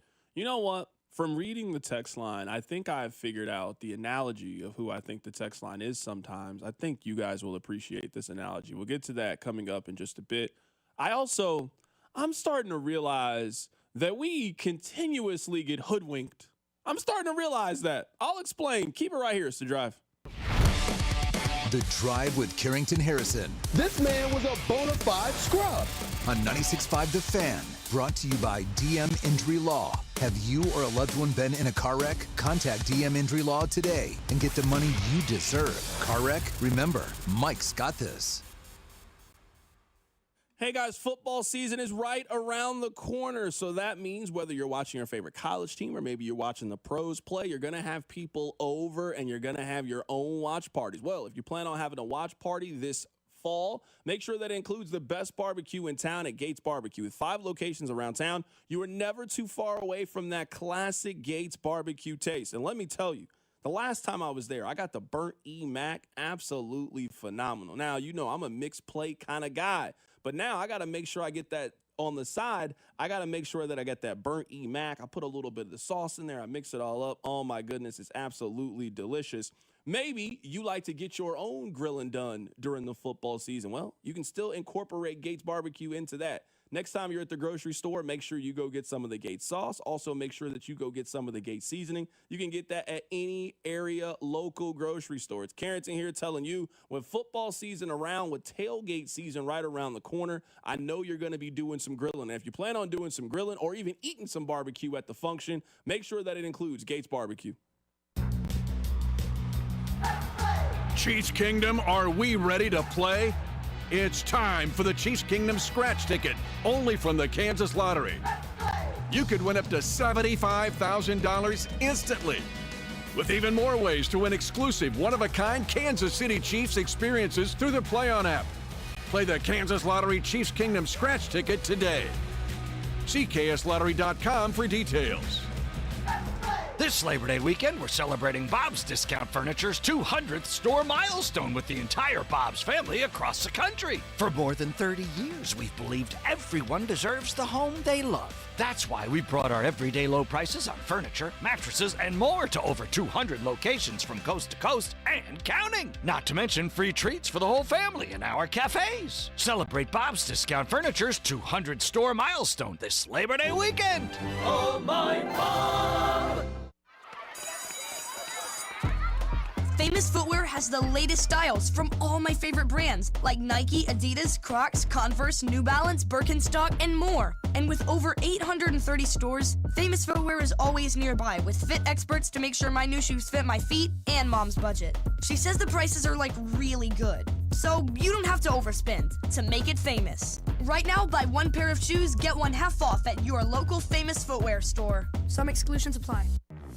If your end of summer plans don't include a trip to Macy's, then you're missing out, because our Labor Day sale has huge savings to wrap up the season in style. Like dresses from Karl Lagerfeld and INC, 100 and under. Plus, just what you need for fall, like Levi's for your whole crew, 30 to 40% off. It's also the best time to update your home with our lowest prices of the season on furniture, mattresses, and more. Hurry in. Macy's Labor Day sale is going on now. Savings off already reduced prices. Exclusions apply. Ring the bell. We've done it again. Golden Oak Lending has lowered rates to 4.875 fixed. Lower your monthly payment, get cash out, pay off credit cards, and best of all, make no mortgage payments for 2 months. Lock in this incredible 4.875 rate and get your cash in as little as 14 days. Call 913-890-GOLD. Golden Oak Landing cured my blues. 5.81 APR, FHA, 15-year, 20% equity qualified credit. Additional terms apply. NMLS 114937. Actual price will depend on product and subscription plan. Featured products are compounded drug products, which the FDA does not approve or verify for safety, effectiveness, or quality. Prescription products require an online consultation with a healthcare provider who will determine if appropriate. See website for details, restrictions, and important safety information. Want a boost in and out of the bedroom? Hims has you covered. Introducing a new 2-in-1 approach to level up your game. Tadalafil for better bedroom performance and zinc for testosterone support. Put it all together and you've got what you need to turn things all the way up. Getting started is simple. Just go to hims.com/joy to start your free online visit. Through Hims, you can access ED treatments including pills, chews, and more. 100% online. No office visits, no pharmacy lines. Just fill out a simple intake form and a licensed medical provider will determine if treatment's right for you. If prescribed, it ships free and discreetly to your door. Find affordable treatment options at up to 95% less than brand names at hims.com/joy. That's hims.com/joy, HIMS.com/JOY. eBay has reinvented vehicle buying. From click to curb, everything's covered. Ever try to buy a car online and end up in a parking lot with a stranger and some blind trust? That era is over. Now with Secure Purchase, eBay isn't just where you find your car. It's where you buy it, start to finish. Title, financing, registration, delivery, it's all built in. This is the modern way to buy your next ride on eBay. eBay. Things people love. Secure Purchase is powered by Caramel Dealer Services, LLC, an eBay subsidiary. With Robinhood, not only can you trade individual stocks and ETFs, you can also seamlessly buy and sell crypto at low costs. Trade all in one place. Get started now on Robinhood. Trading crypto involves significant risk. Crypto trading is offered through an account with Robinhood Crypto LLC. Robinhood Crypto is licensed to engage in virtual currency business activity by the New York State Department of Financial Services. Crypto held through Robinhood Crypto is not FDIC insured or SIPC protected. Investing involves risk, including loss of principal. Securities trading is offered through an account with Robinhood Financial LLC, member SIPC, a registered broker-dealer. Here's traffic, brought to you by DM Injury Law. Have you or a loved one been in a car wreck? Contact DM Injury Law today and get the money you deserve. Car wreck? Remember, Mike's got this. You got a multi-car crash, 70 eastbound just past 40 highway in the right lane. Another crash, 70 westbound just before Blue Ridge cutoff. This one in the right lane there from the Anthony Plumbing, Heating, Cooling, Electric Traffic Center on Val 96.5 The Fan. This is 96.5 The Fan, your home for Chiefs football. All right, a couple of things. Then we'll get back to Rashee. This gentleman on the text line is very mad at me for, I don't really know the reason, but I'm starting to pick up on this. Sometimes you guys get really mad at me when I think other teams are good. And this is the analogy that I'll make. Now, some of you have a lady like this. You might not want to admit it, but you know that your girlfriend or wife acts like this. You love your wife and you think your wife is absolutely beautiful. Have you ever just mentioned that you think somebody else is attractive and then she gets really mad and defensive all of a sudden? So what are you trying to say? The girl on the television, she's cute. So I'm not cute. I didn't say that. I think she's attractive. So why don't you go be with her? She's just on the television. How can I be with her? I'm here with you. We've been married for 12 years. I'm just telling you that I think she also is attractive. I think the Chiefs are the best team in the AFC, but I also think that Buffalo and Baltimore are good. So the gentleman on the text line, why he's really mad, this is why he's mad. He said, quit riding Buffalo. What about the Bills are better than last year? How can you say this? I'm tired of all the shows on 610 falling for this. They made no improvements. This is my only feeling on Buffalo. I think Buffalo is in an easier division than both Kansas City and Baltimore. I also think that Buffalo has a tremendous advantage that we think there are 3 legitimate contenders in the AFC. We think there are 3. They all play each other this year. Buffalo has both of those games at home this year. Baltimore has both of those games on the road. That's a disadvantage for Baltimore, that they have to go to Buffalo and to Kansas City. They also have to play in a tougher division than the Bills do. So if you were saying right now who is most likely to be the 1 seed, Baltimore, to me, I think it'd be very, very difficult for Baltimore to win more games than both Kansas City and Buffalo for that reason. I'm looking at Buffalo's schedule. Like, their schedule, it's just easier than the Chiefs' schedule. I mean, listen to this stretch. Think about how the Chiefs have to kick off their season this year. You guys know the Chiefs' schedule, but we can go through it just for a little bit anyway. the first 6 games of the season for Kansas City. So the games that Rashee Rice is going to miss, this is who Kansas City plays. The Chargers, Philadelphia, on the road against the Giants, Baltimore, on the road against Jacksonville, Detroit. So they play double-digit win team, playoff team from last year, Super Bowl winning team, Baltimore, very good team last year, third best team in the AFC, Detroit, number 1 seed from the NFC. This is who Buffalo plays. Home against Baltimore, on the road against the Jets, home against the Dolphins. You think the Dolphins could be the worst team in the league. Like, Rob thinks they could be the worst team in the league. Home against the Dolphins, home against the Saints, home against the Patriots. The Saints might be actually somehow worse than the Dolphins. I don't think most of the Dolphins. At Atlanta. So I'm simply just making an observation based on the schedule. Buffalo's schedule is built in a way for them to just really gobble up wins this year. And that's why, back to Rashee Rice, back to the Chiefs, like why I think it's so important for Rashee Rice to be back for the Buffalo game is winning that game for the Chiefs is a tremendous advantage if you can go on the road and steal it. Because I find it kind of hard to believe that I think it's going to be hard to win more games than Buffalo this year. I think they're going to be a very good team. And you could potentially just not own the tiebreaker. So if Kansas City wins 13 games this year and Buffalo wins 13 games this year and you lost the 1 game to them, and now that's the difference in hosting the AFC Championship game and going on the road for the AFC Championship game, that's my only point about Buffalo. I think the Chiefs are better than them. I think they've proven that over time. I'm just pointing out that maybe, possibly, Buffalo could be good. I mean, they've been good for the last 4 years or so, and quite possibly they have an advantage heading into the season because their schedule is just noticeably easier than Kansas City's. This is a tough schedule, especially off the rip. This is tough. This is a tough way to if Buffalo is anything less than 5-1 to kick off the first 6 games of the season, something went terribly wrong. They're too good and the schedule is too light. I know people are really high on New England heading into the season. I don't like New England to go on the road on Sunday Night Football to beat the Bills that early. I'm not buying it. I'm just not a believer. I don't think the Miami's good enough to beat them. I don't think the New Orleans is good enough to beat them. The Jets, I don't even know who their quarterback is. Justin Fields. I don't know who it is. I don't know. Don't be hating on Justin Fields over there. I don't know who he is. That's my only point about Buffalo. I think they're good. That's it. That's all I'm saying. I guess first and foremost, I reject the notion by the texter that we somehow on the station, all of us come together and discuss the Bills as the favorite. The Chiefs are the favorite in the AFC. They are. They may not be the favorite to win the Super Bowl because I think that's the Eagles, because the NFC is softer than the AFC, and the Eagles have shown they are one of those type of teams. But I reject the premise that there is some, large notion that the Bills are the favorite. But you are spot on accurate, and your analogy is perfect. We are allowed to point out other teams that are good. It doesn't mean that we think they're better than the Chiefs or that, we're pandering or anything.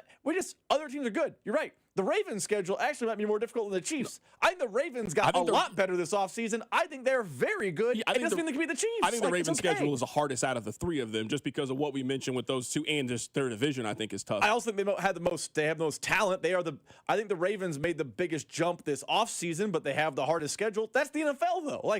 I love their first-round pick. I love Lamar Jackson might have had an MVP type of season.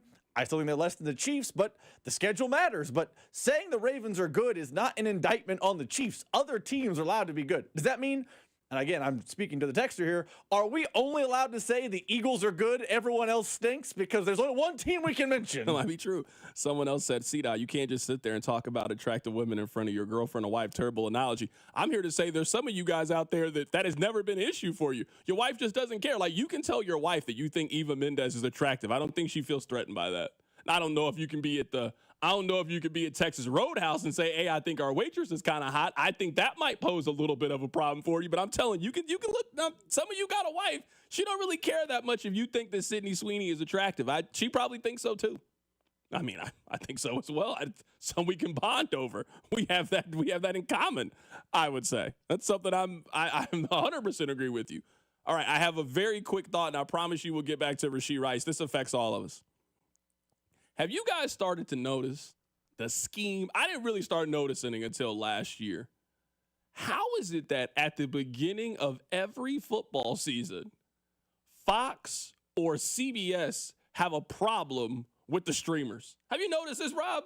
Every year to kick off the season, hey, I mean, you guys might not be able to watch Monday Night Football. Wait, what? I didn't do anything. I pay my YouTube TV bill every month. Just direct deposit, auto pay. I don't even worry about it. I have to watch television. How is it at the beginning of every year? Now it's Fox. Hey, you know that Texas-Ohio State game that's coming up? You might not be able to watch it. Wait, I didn't do anything.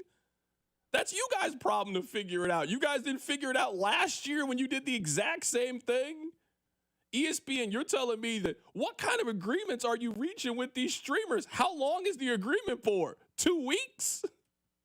You're telling me that you guys are signing these 7-year college football playoff contracts and you got a 7-week deal with Spectrum. How is that possible? They do this every single year. They're trying to get us. Fox was pulling this same nonsense yesterday. I mean, hey, you guys might not be able to watch Big Noon. Wait, why? Oh, now you guys reached a short-term agreement so you can have more time to negotiate the law. Why don't you just figure it out? The stuff already, you always pass it to us anyway. I'm already expecting that email from YouTube TV. Well, because of changes in the market, we now got to add an extra $3. That's the 4th time this year you guys have increased the bill. If I'm complaining, that's fine, but they keep doing that to us. Well, I mean, you might not be able to watch the Chiefs. Why? What did I do? I just want to watch television. That's it. Why has it gotten so complicated? I know, and then they know you'll be mad. Like, if I'm sitting there and I can't watch Texas-Ohio State, I'm going to be mad. They do this every single time, and we fall for it. Time Warner, Spectrum, Xfinity, all of these, they fall for it every single time. It makes absolutely no sense. Coming up at the top of the hour, let's get back to the top story. Rashee Rice, he has been suspended for the first 6 games of the season. I'll give you my reaction. Keep it right here. It's The Drive. Hey, it's Lucas Ursig from the Kansas City Royals. You're listening to The Drive with CDOT on 96.5 The Fan. Brought to you by DM Injury Law. Have you or a loved one been in a car wreck? Contact DM Injury Law today and get the money you deserve. Car wreck? Remember, Mike's got this. Here's traffic, brought to you by DM Injury Law. Have you or a loved one been in a car wreck? Contact DM Injury Law today and get the money you deserve. Car wreck? Remember, Mike's got this. Brought to you by Rob Site Ford. North KC, you've got a crash 35 northbound as you approach 29. It is the right lane blocked, and a multi-car crash 70 eastbound just past 40 highway. Move to the left, it's the right lane blocked there from the Anthony Plumbing, Heating, Cooling, Electric Traffic Center on Val 96.5 The Fan. If you're 55 or older and into that whole saving money thing, T-Mobile has an exclusive phone and internet bundle just for you. Right now, get 2 unlimited phone lines plus 5G home internet for just $30 each per month with autopay, plus taxes and fees. And with 5G home internet, setup is easy with just 1 cord and no technician needed, which is great if you're also into that whole keeping it simple thing. Switch now and experience the best mobile network in the U.S. Visit your local store to start saving. T-Mobile, it's better over here. Based on analysis by Ookla Speed Test Intelligence data Q4 2024 to Q1 2025, Ookla trademarks used under license. Unlimited on our network. Customers on voice plan may notice speeds lower than other customers and further reduction if using more than 50 gigs a month due to data prioritization. Video streams and SD on this plan. Home internet pricing after $20 a monthly bill credit plus $5 per line without autopay. Debit or bank account required. See 5G device coverage and access details at T-Mobile.com. Hey, baseball fans, want to boost the odds on your next MLB parlay? Take the field with a Parlay Boost token from BetMGM, an official sports betting partner of Major League Baseball. Log into your BetMGM account to receive your token. Then, place a parlay on any MLB game and apply the token. Just make sure to bet up to the minimum stake, odds, and legs specified on the token. If your boosted parlay hits, you'll score a bigger payout. Feeling good about your MLB parlay? Step up to the plate for your chance to score. Claim your MLB Parlay Boost token today. Join the excitement all season long with BetMGM. Major League Baseball trademarks used with permission. BetMGM and GameSense remind you to play responsibly. See BetMGM.com for terms. 21 plus only. Kansas only. Existing customer offer. Subject to eligibility requirements. Rewards vary and expire in 1 to 7 days. Please gamble responsibly. Gambling problem? Call 1-800-GAMBLER in partnership with Kansas Crossing Casino and Hotel. This report is brought to you by O'Reilly Auto Parts, your professional parts people. Check engine or ABS light on? Take the guesswork out of your warning lights with O'Reilly Veriscan. It's free. Ask for O'Reilly Veriscan. O'Reilly Auto Parts. Century Roofing remains the best roofing company to call for insurance claims from storm damage, roof repair, and inspections throughout Kansas City. They were just voted as both the best roofing company in Johnson County for the 4th straight year and the best roofing company in all of Kansas City by readers of the Johnson County Post and the KC Star. So trust the pillars of strength and go with locally owned and female-owned Century Roofing at CenturyRoofingKC.com. Century Roofing. Trust the pillars of strength. $5,000. That's the average amount of money people in the U.S. are now spending on gas in a year. $5,000. That's crazy. If you drive, you have to download Upside, the free app that gives you cash back every time you get gas. That's right. You can earn real cash back with Upside just by buying the gas you're already buying. You can literally start earning cash back today. I use Upside every time I fill up, and I've already made around $300. You're putting gas in your car anyway. Why not get real cash back? If you like free money, download Upside. I'm saving the cash I earn from using Upside to help pay for a vacation later this year. Download the free Upside app now to earn cash back every time you buy gas. Use promo code CODE to get an extra 35 cents per gallon on your first tank. You can cash out anytime right to your bank, PayPal, or a gift card for Amazon and other brands. Just download the free Upside app and use promo code CODE for a 35 cents per gallon bonus on your first tank. That's code CODE for a 35 cents per gallon bonus. This is Jeff for Heartland Men's Health, where we've successfully treated thousands of men for low testosterone and helped them feel like their old selves again. Please take a moment and listen to how we help this patient. Hi, my name is John, and I've been on ED and testosterone treatment at Heartland Men's Health for the past 15 months. I could tell, I was starting to go downhill, and my wife kept telling me, well, you need to go to a clinic that'll specialize in that. And that's what eventually led me into the men's clinic here. Treatment, in my opinion, is a miracle. I was able to perform to an elevated position that, quite honestly, I never thought I'd see again. For my fellow men out there, if you're feeling that you're not up to par, I encourage you, contact Heartland Men's Health, and you will see a dramatic difference. Thank you. It's true. Your initial appointment includes blood work and a medical consult. And if you start on testosterone the day of your appointment, your visit is free. Call 844-447-6600 or go to heartlandmenshealth.com. Rob Site Ford. Non-commissioned staff, low prices, best trade-ins, and the biggest selection. Visit robsite.com. Shopping for a new Ford? Go where it's easy. Rob Site Ford. Non-commissioned staff, huge trade-in values, and Kansas City's top-rated Ford dealer. Rob Site Ford. ROBSIGHT.com. You're listening to the all-new 96.5 The Fan, your new home for Chiefs football. KFNZ FM and AM, HD1 and HD2 Kansas City, an Odyssey sports station. All right, congratulations on getting through your 9 to 5. I wouldn't be going through the intro that quickly if we had our full time, but we don't today. Part of listening to this show is sometimes you have to accept that I'm just going to go on a little bit of a detour. It won't be a long one, I promise you, and I think it will be worth it. This first detour I'm going to take us, it's a tweet from Grant Cohn. So Grant Cohn covers the 49ers. He's basically Pete Sweeney. That's the equivalent. He tweeted this out. Marquez Valdez-Scantling runs in a straight line. Brock Purdy is the best deep ball thrower in football, according to super advanced statistics. MVS is a perfect fit in San Francisco. Wait, hold on. Didn't they also trade for Sky Moore a week ago? Like, I'm not crazy. Like, I remember that. I was here when that happened. Is San Francisco's plan to give Brock Purdy the same wide receivers for Patrick Mahomes? That's their plan?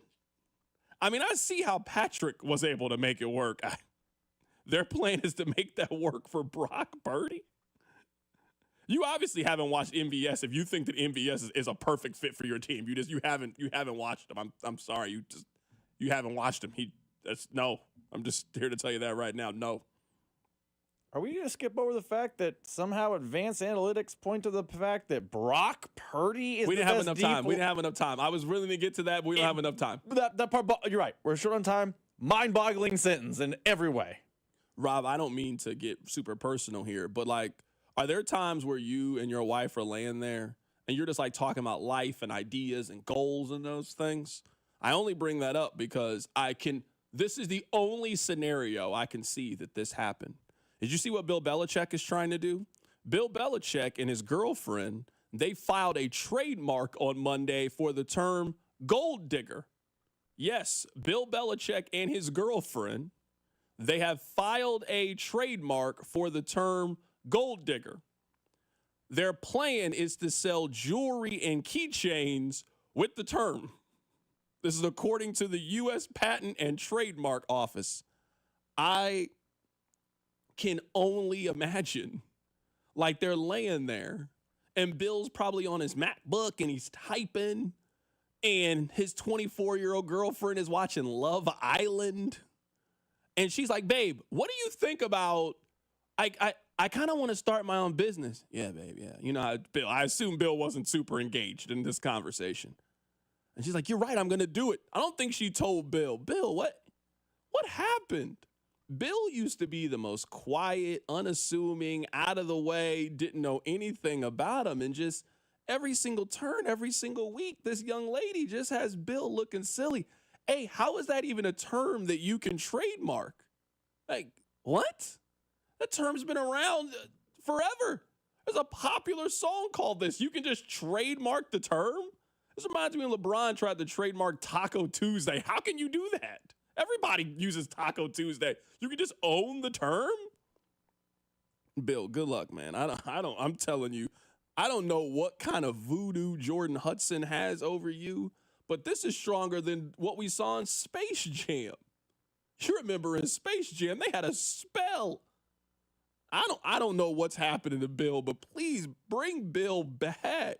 We need an intervention. It can't be that good. I don't know what's going on, but it can't be. That's it. I'm sorry. I know we got to talk about Rashee Rice. I got distracted, and that's my fault.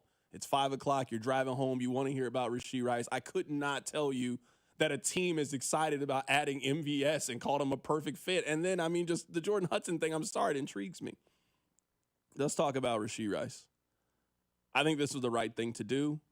I'm being serious. I honestly don't even think that there's many points to argue the other side of Rashee Rice. Maybe you wanted to fight it. Maybe you're one of those fans that think, man, the league is just being unfair. They're picking on the Chiefs. We can fight it. We can beat them. I don't think they were going to beat them, and I think they knew. Sometimes you got to know when to hold them and know when to fold them. I think there's been a lot of conversations behind the scenes, and I think the Chiefs assessed their situation. 6 games was the floor of what they were going to get. And I don't think they wanted to roll the dice and wait until late September, early October to see what Sue L. Robinson was going to say. Sue L. Robinson has only been brought into one other case. In that case, she ruled on a 6-game suspension. Now, I understand the differences between Deshaun Watson and Rashee Rice. So you don't have to, I understand the differences between the two. But it is important to note, none of us thought that a 6-game suspension was enough for Deshaun Watson. All of us thought he deserved more. Her ruling was based on the bylaws of the NFL and what the players and the owners have agreed to. This was a violation of the personal conduct policy. He was not charged with the crime. He had not pled guilty to anything. Therefore, it was a 6-game suspension. Again, I understand that the details are different, but Rashee Rice, he did plead to a crime. He was formally criminally charged. He has jail time for this. So if you're the Chiefs and you're just looking at this and removing emotion from this, do you think you were going to get a better deal than that? Because what could happen, it is possible. It's possible that they go to Sue L. Robinson and she says it's a 10-game suspension. Like, sometimes we talk about rolling the dice. Yeah, rolling the dice is great. Sometimes you roll a 7 or an 11. Sometimes you roll a 2, 3, or 12. That's possible when you roll the dice. I think the NFL was dead set on Rashee Rice getting 6 games. And now the question of, when do you want to receive that 6-game suspension? You could have waited it out. Rashee Rice could have played in Brazil, could have played week 2, could have been there for the home opener, could have ran out of the tunnel. All of that was possible. You had your court date. You're allowed to have your court date in this analogy. He chose to take the plea deal. The plea deal was 6 games. I think that was the best they were going to get. Once they couldn't agree and the league decided to bring in Sue L. Robinson, it's also important to note the league doesn't have to accept her ruling. The only other time that she has been brought into this, she said 6 games. The league wanted Deshaun Watson to get 16 games. They agreed on 11. I don't think that the league and Rashee Rice were that far off. Maybe the league wanted 8. His team wanted 3 or 4, and they just found the number that was in the middle, and let's just put this behind us. I am just happy because today is the last day that we need to talk about this. Everybody, this is the last day that this station, the other station, we don't need to turn on First Take tomorrow and hear about this. It's over. There's nothing more to discuss about the suspension. Every player who needs to be suspended in the NFL has now been suspended. We can talk about what it means from a football perspective, and we'll do that here coming up momentarily. But about is he going to be suspended, appeals, and it's over. It's done. I think this was a fair suspension. I think that 8 to 10 or more was not realistic based on the information that we have. So I think that was too severe. I think you also got to acknowledge that 2 or 3 games based on you pled guilty to 2 felony counts. You drove on a Dallas highway in the middle of the day, caused a serious car accident, and fled the scene. You couldn't get a 2 or 3 game suspension. Now, I do understand people's frustration. If your argument is, well, what about Jordan Addison? Because I felt that way. But then doing more reading about it, there is a framework for what happens if you get a DUI. If you get a DUI, it's a 2 game suspension. If you get a second DUI, it's a mandatory 4 game suspension, up to 4 game suspension. So we have a framework. I think that's all people want is if you do X, this is what the penalty is, right? I think that's what people want with this. But I think we have to acknowledge that all of these court cases are very, very different. Deshaun Watson was accused of a lot of things. These were all civil cases. They were not criminal cases. So you got to factor that in, I think, when you're trying to rule in the NFL and what's going to happen. I think that's what Sue L. Robinson did. That's not what the league did, but that's what Sue L. Robinson did. And now you were going to put your fate in her hands. Let's just avoid that. Let's just take the 6 game suspension and let's move on. I think it's also important to note, Rashee Rice is coming back from a serious knee injury. So it's just more time. Now, I think he's fine. I mean, we saw him at training camp. He played in the preseason games. He caught a touchdown in the last preseason game. I think that he's good for sure. I think he's good. But it's more time to get healthy. It's more time to rest up. It's more time to do all of those things. So that's not a bad thing. It's not ideal. I mean, I'd like for him to be playing, but he was going to be suspended. At some point, you were going to have to eat your vegetables. You were going to have to take your medicine at some point. Let's just get it out the way. Let's just get our shots and let's just move on. I also think it's important to know that the Chiefs now know their situation heading into week 1. Now, I wish we had gotten the 53-man roster before the end of the show. But once I saw that they had 8 wide receivers, they knew something was coming. You're not keeping 8 wide receivers. They've never kept 8 wide receivers. No other team in the National Football League kept 8 wide receivers. There is a reason. I believe that we're going to see Jalen Royals go on the IR or just be inactive for the early part of the season. Maybe they keep him and they just keep the roster space and just make them inactive. Like, you can do that if you want. Or I think they're going to put them on IR.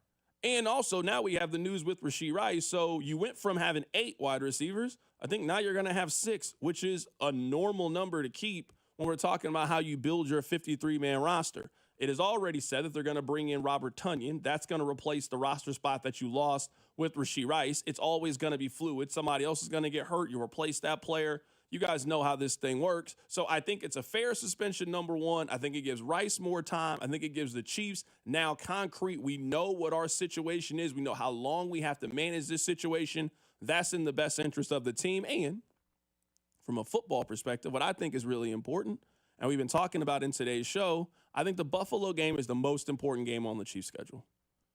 I think on the road, November 2nd against Buffalo is the most important game that they have. Rashee Rice is eligible to come back on October 13th. So he can play in the Sunday game against the Raiders. He can play in Monday Night Football against Washington. So he gets back-to-back home games for you guys to cheer him on and love on him and run out of the tunnel. And everybody's happy that you're back. And then you go on the road for their most important business trip of the year. The biggest contender to them in the AFC, the Buffalo Bills. They play them November 2nd. And having him back for that game would have been number one importance to me. And if you're Rashee Rice, you got really important games in the second half of the season. At Buffalo, we just mentioned, coming up after the bye week, you go on the road and play Denver. You play on Thanksgiving in Dallas. That's where Rashee Rice is from. I imagine that's a game that you didn't want to miss. So you get to play in that game. You get to play in the Christmas game. Like, there's a lot of important games that the Chiefs have at the end of the season. We now know it is a certainty. I think this is the best possible scenario for everybody. I think this is the fair scenario for everybody. Rashee gets 6 games. He gets more time to recover. The Chiefs know their situation. He gets to play a couple of games before they ramp up for the biggest game of the NFL season in the regular season. It's behind us. We all can move forward. We all have the same information moving forward, and we're done with this cloud over the Chiefs. Me and you see this very much the same. I remember when the news first came out, I was saying 5 to 8. And even with the Jordan Addison news, I still felt like 5 to 8. And I remember as we got the news, I don't know who reported the news first, that the Rice camp is looking to go to Sue L. Robinson. I remember thinking this creates a possible nightmare scenario for the Chiefs. This thing lingers into the season, an appeal process gets lengthy, and then the NFL ends up punishing him at the end, and more important games in November, December, and possibly January are what Rashee Rice will miss. This is, from a Chiefs perspective, the best possible outcome. You know what 6 games he's going to miss. You were able now to build your roster to prepare for him to miss 6 games. You have more time for him to get healthy coming back from his injury, and you know October, whatever that date, against the Raiders, he's back on the field. I think this is a fair punishment. I think it's a punishment timeline the Chiefs can live with. And I've always felt like having him miss the first 6 games, while those first 6 games are very tough, is better for the team than this start-stop, we don't know where we're at, could be a suspension later in the season scenario. So 6 seems fair to me. 6 is the baseline for a violation of the personal conduct policy, which is what Rashee Rice did. 6 is fair. It stinks that it's the first 6 because it's a difficult stretch for the Chiefs, and we can talk about that. But I think if you ask Brett Veach and Andy Reid, they'd much rather know the 6 as opposed to play 4 and maybe missing 8 down the line. Someone on the text line asked the question, if you're suspended, can you still practice with the team? No, that suspension starts now. Like, it is without pay. You can't be around. So Rashee Rice you will not see him on the sideline. You will not see him. He cannot be at the facility. You can't train up there. You can't get treatment up there. No, you are stay away. We were talking about this earlier in the show. People were saying he should just do his 30 days right now. I think that's actually a terrible idea. This is what I would tell Rashee Rice to do. I would tell Rashee Rice we would have a plan. And this is something that you could have been communicating this plan as an organization basically up until today. You could have already been having this conversation. It's not like we didn't know or think that a suspension could possibly come. And I imagine that this agreement, it didn't just, both sides have to agree. We needed to have a plan as an organization. Hey, this is where you're going to be. You're going to go down to train with this person, and we need you working on these things. You can do that.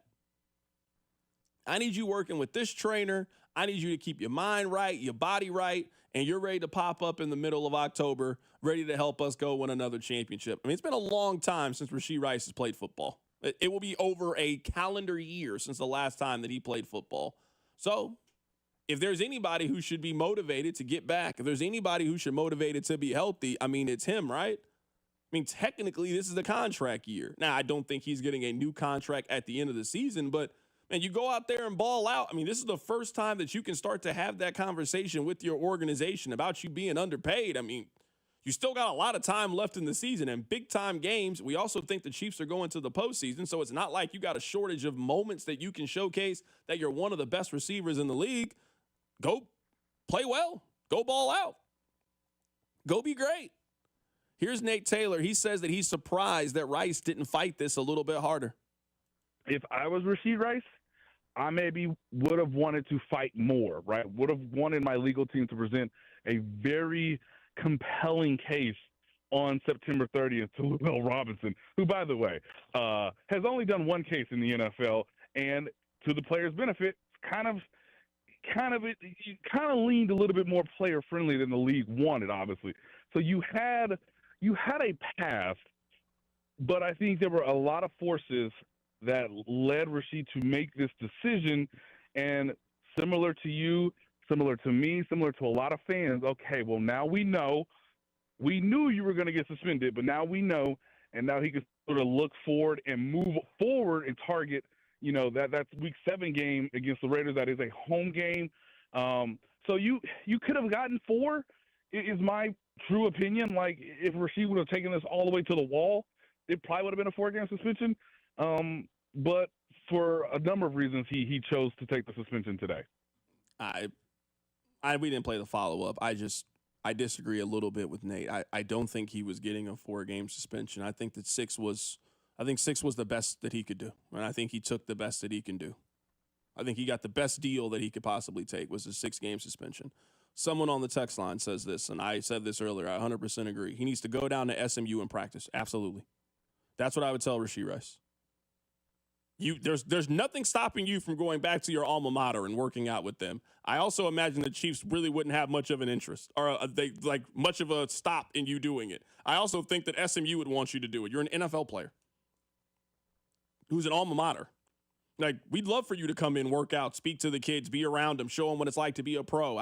Yeah, that's where Rashee Rice needs to be during this time. Can I ask you a question about that? And I'm not saying I think your idea is good.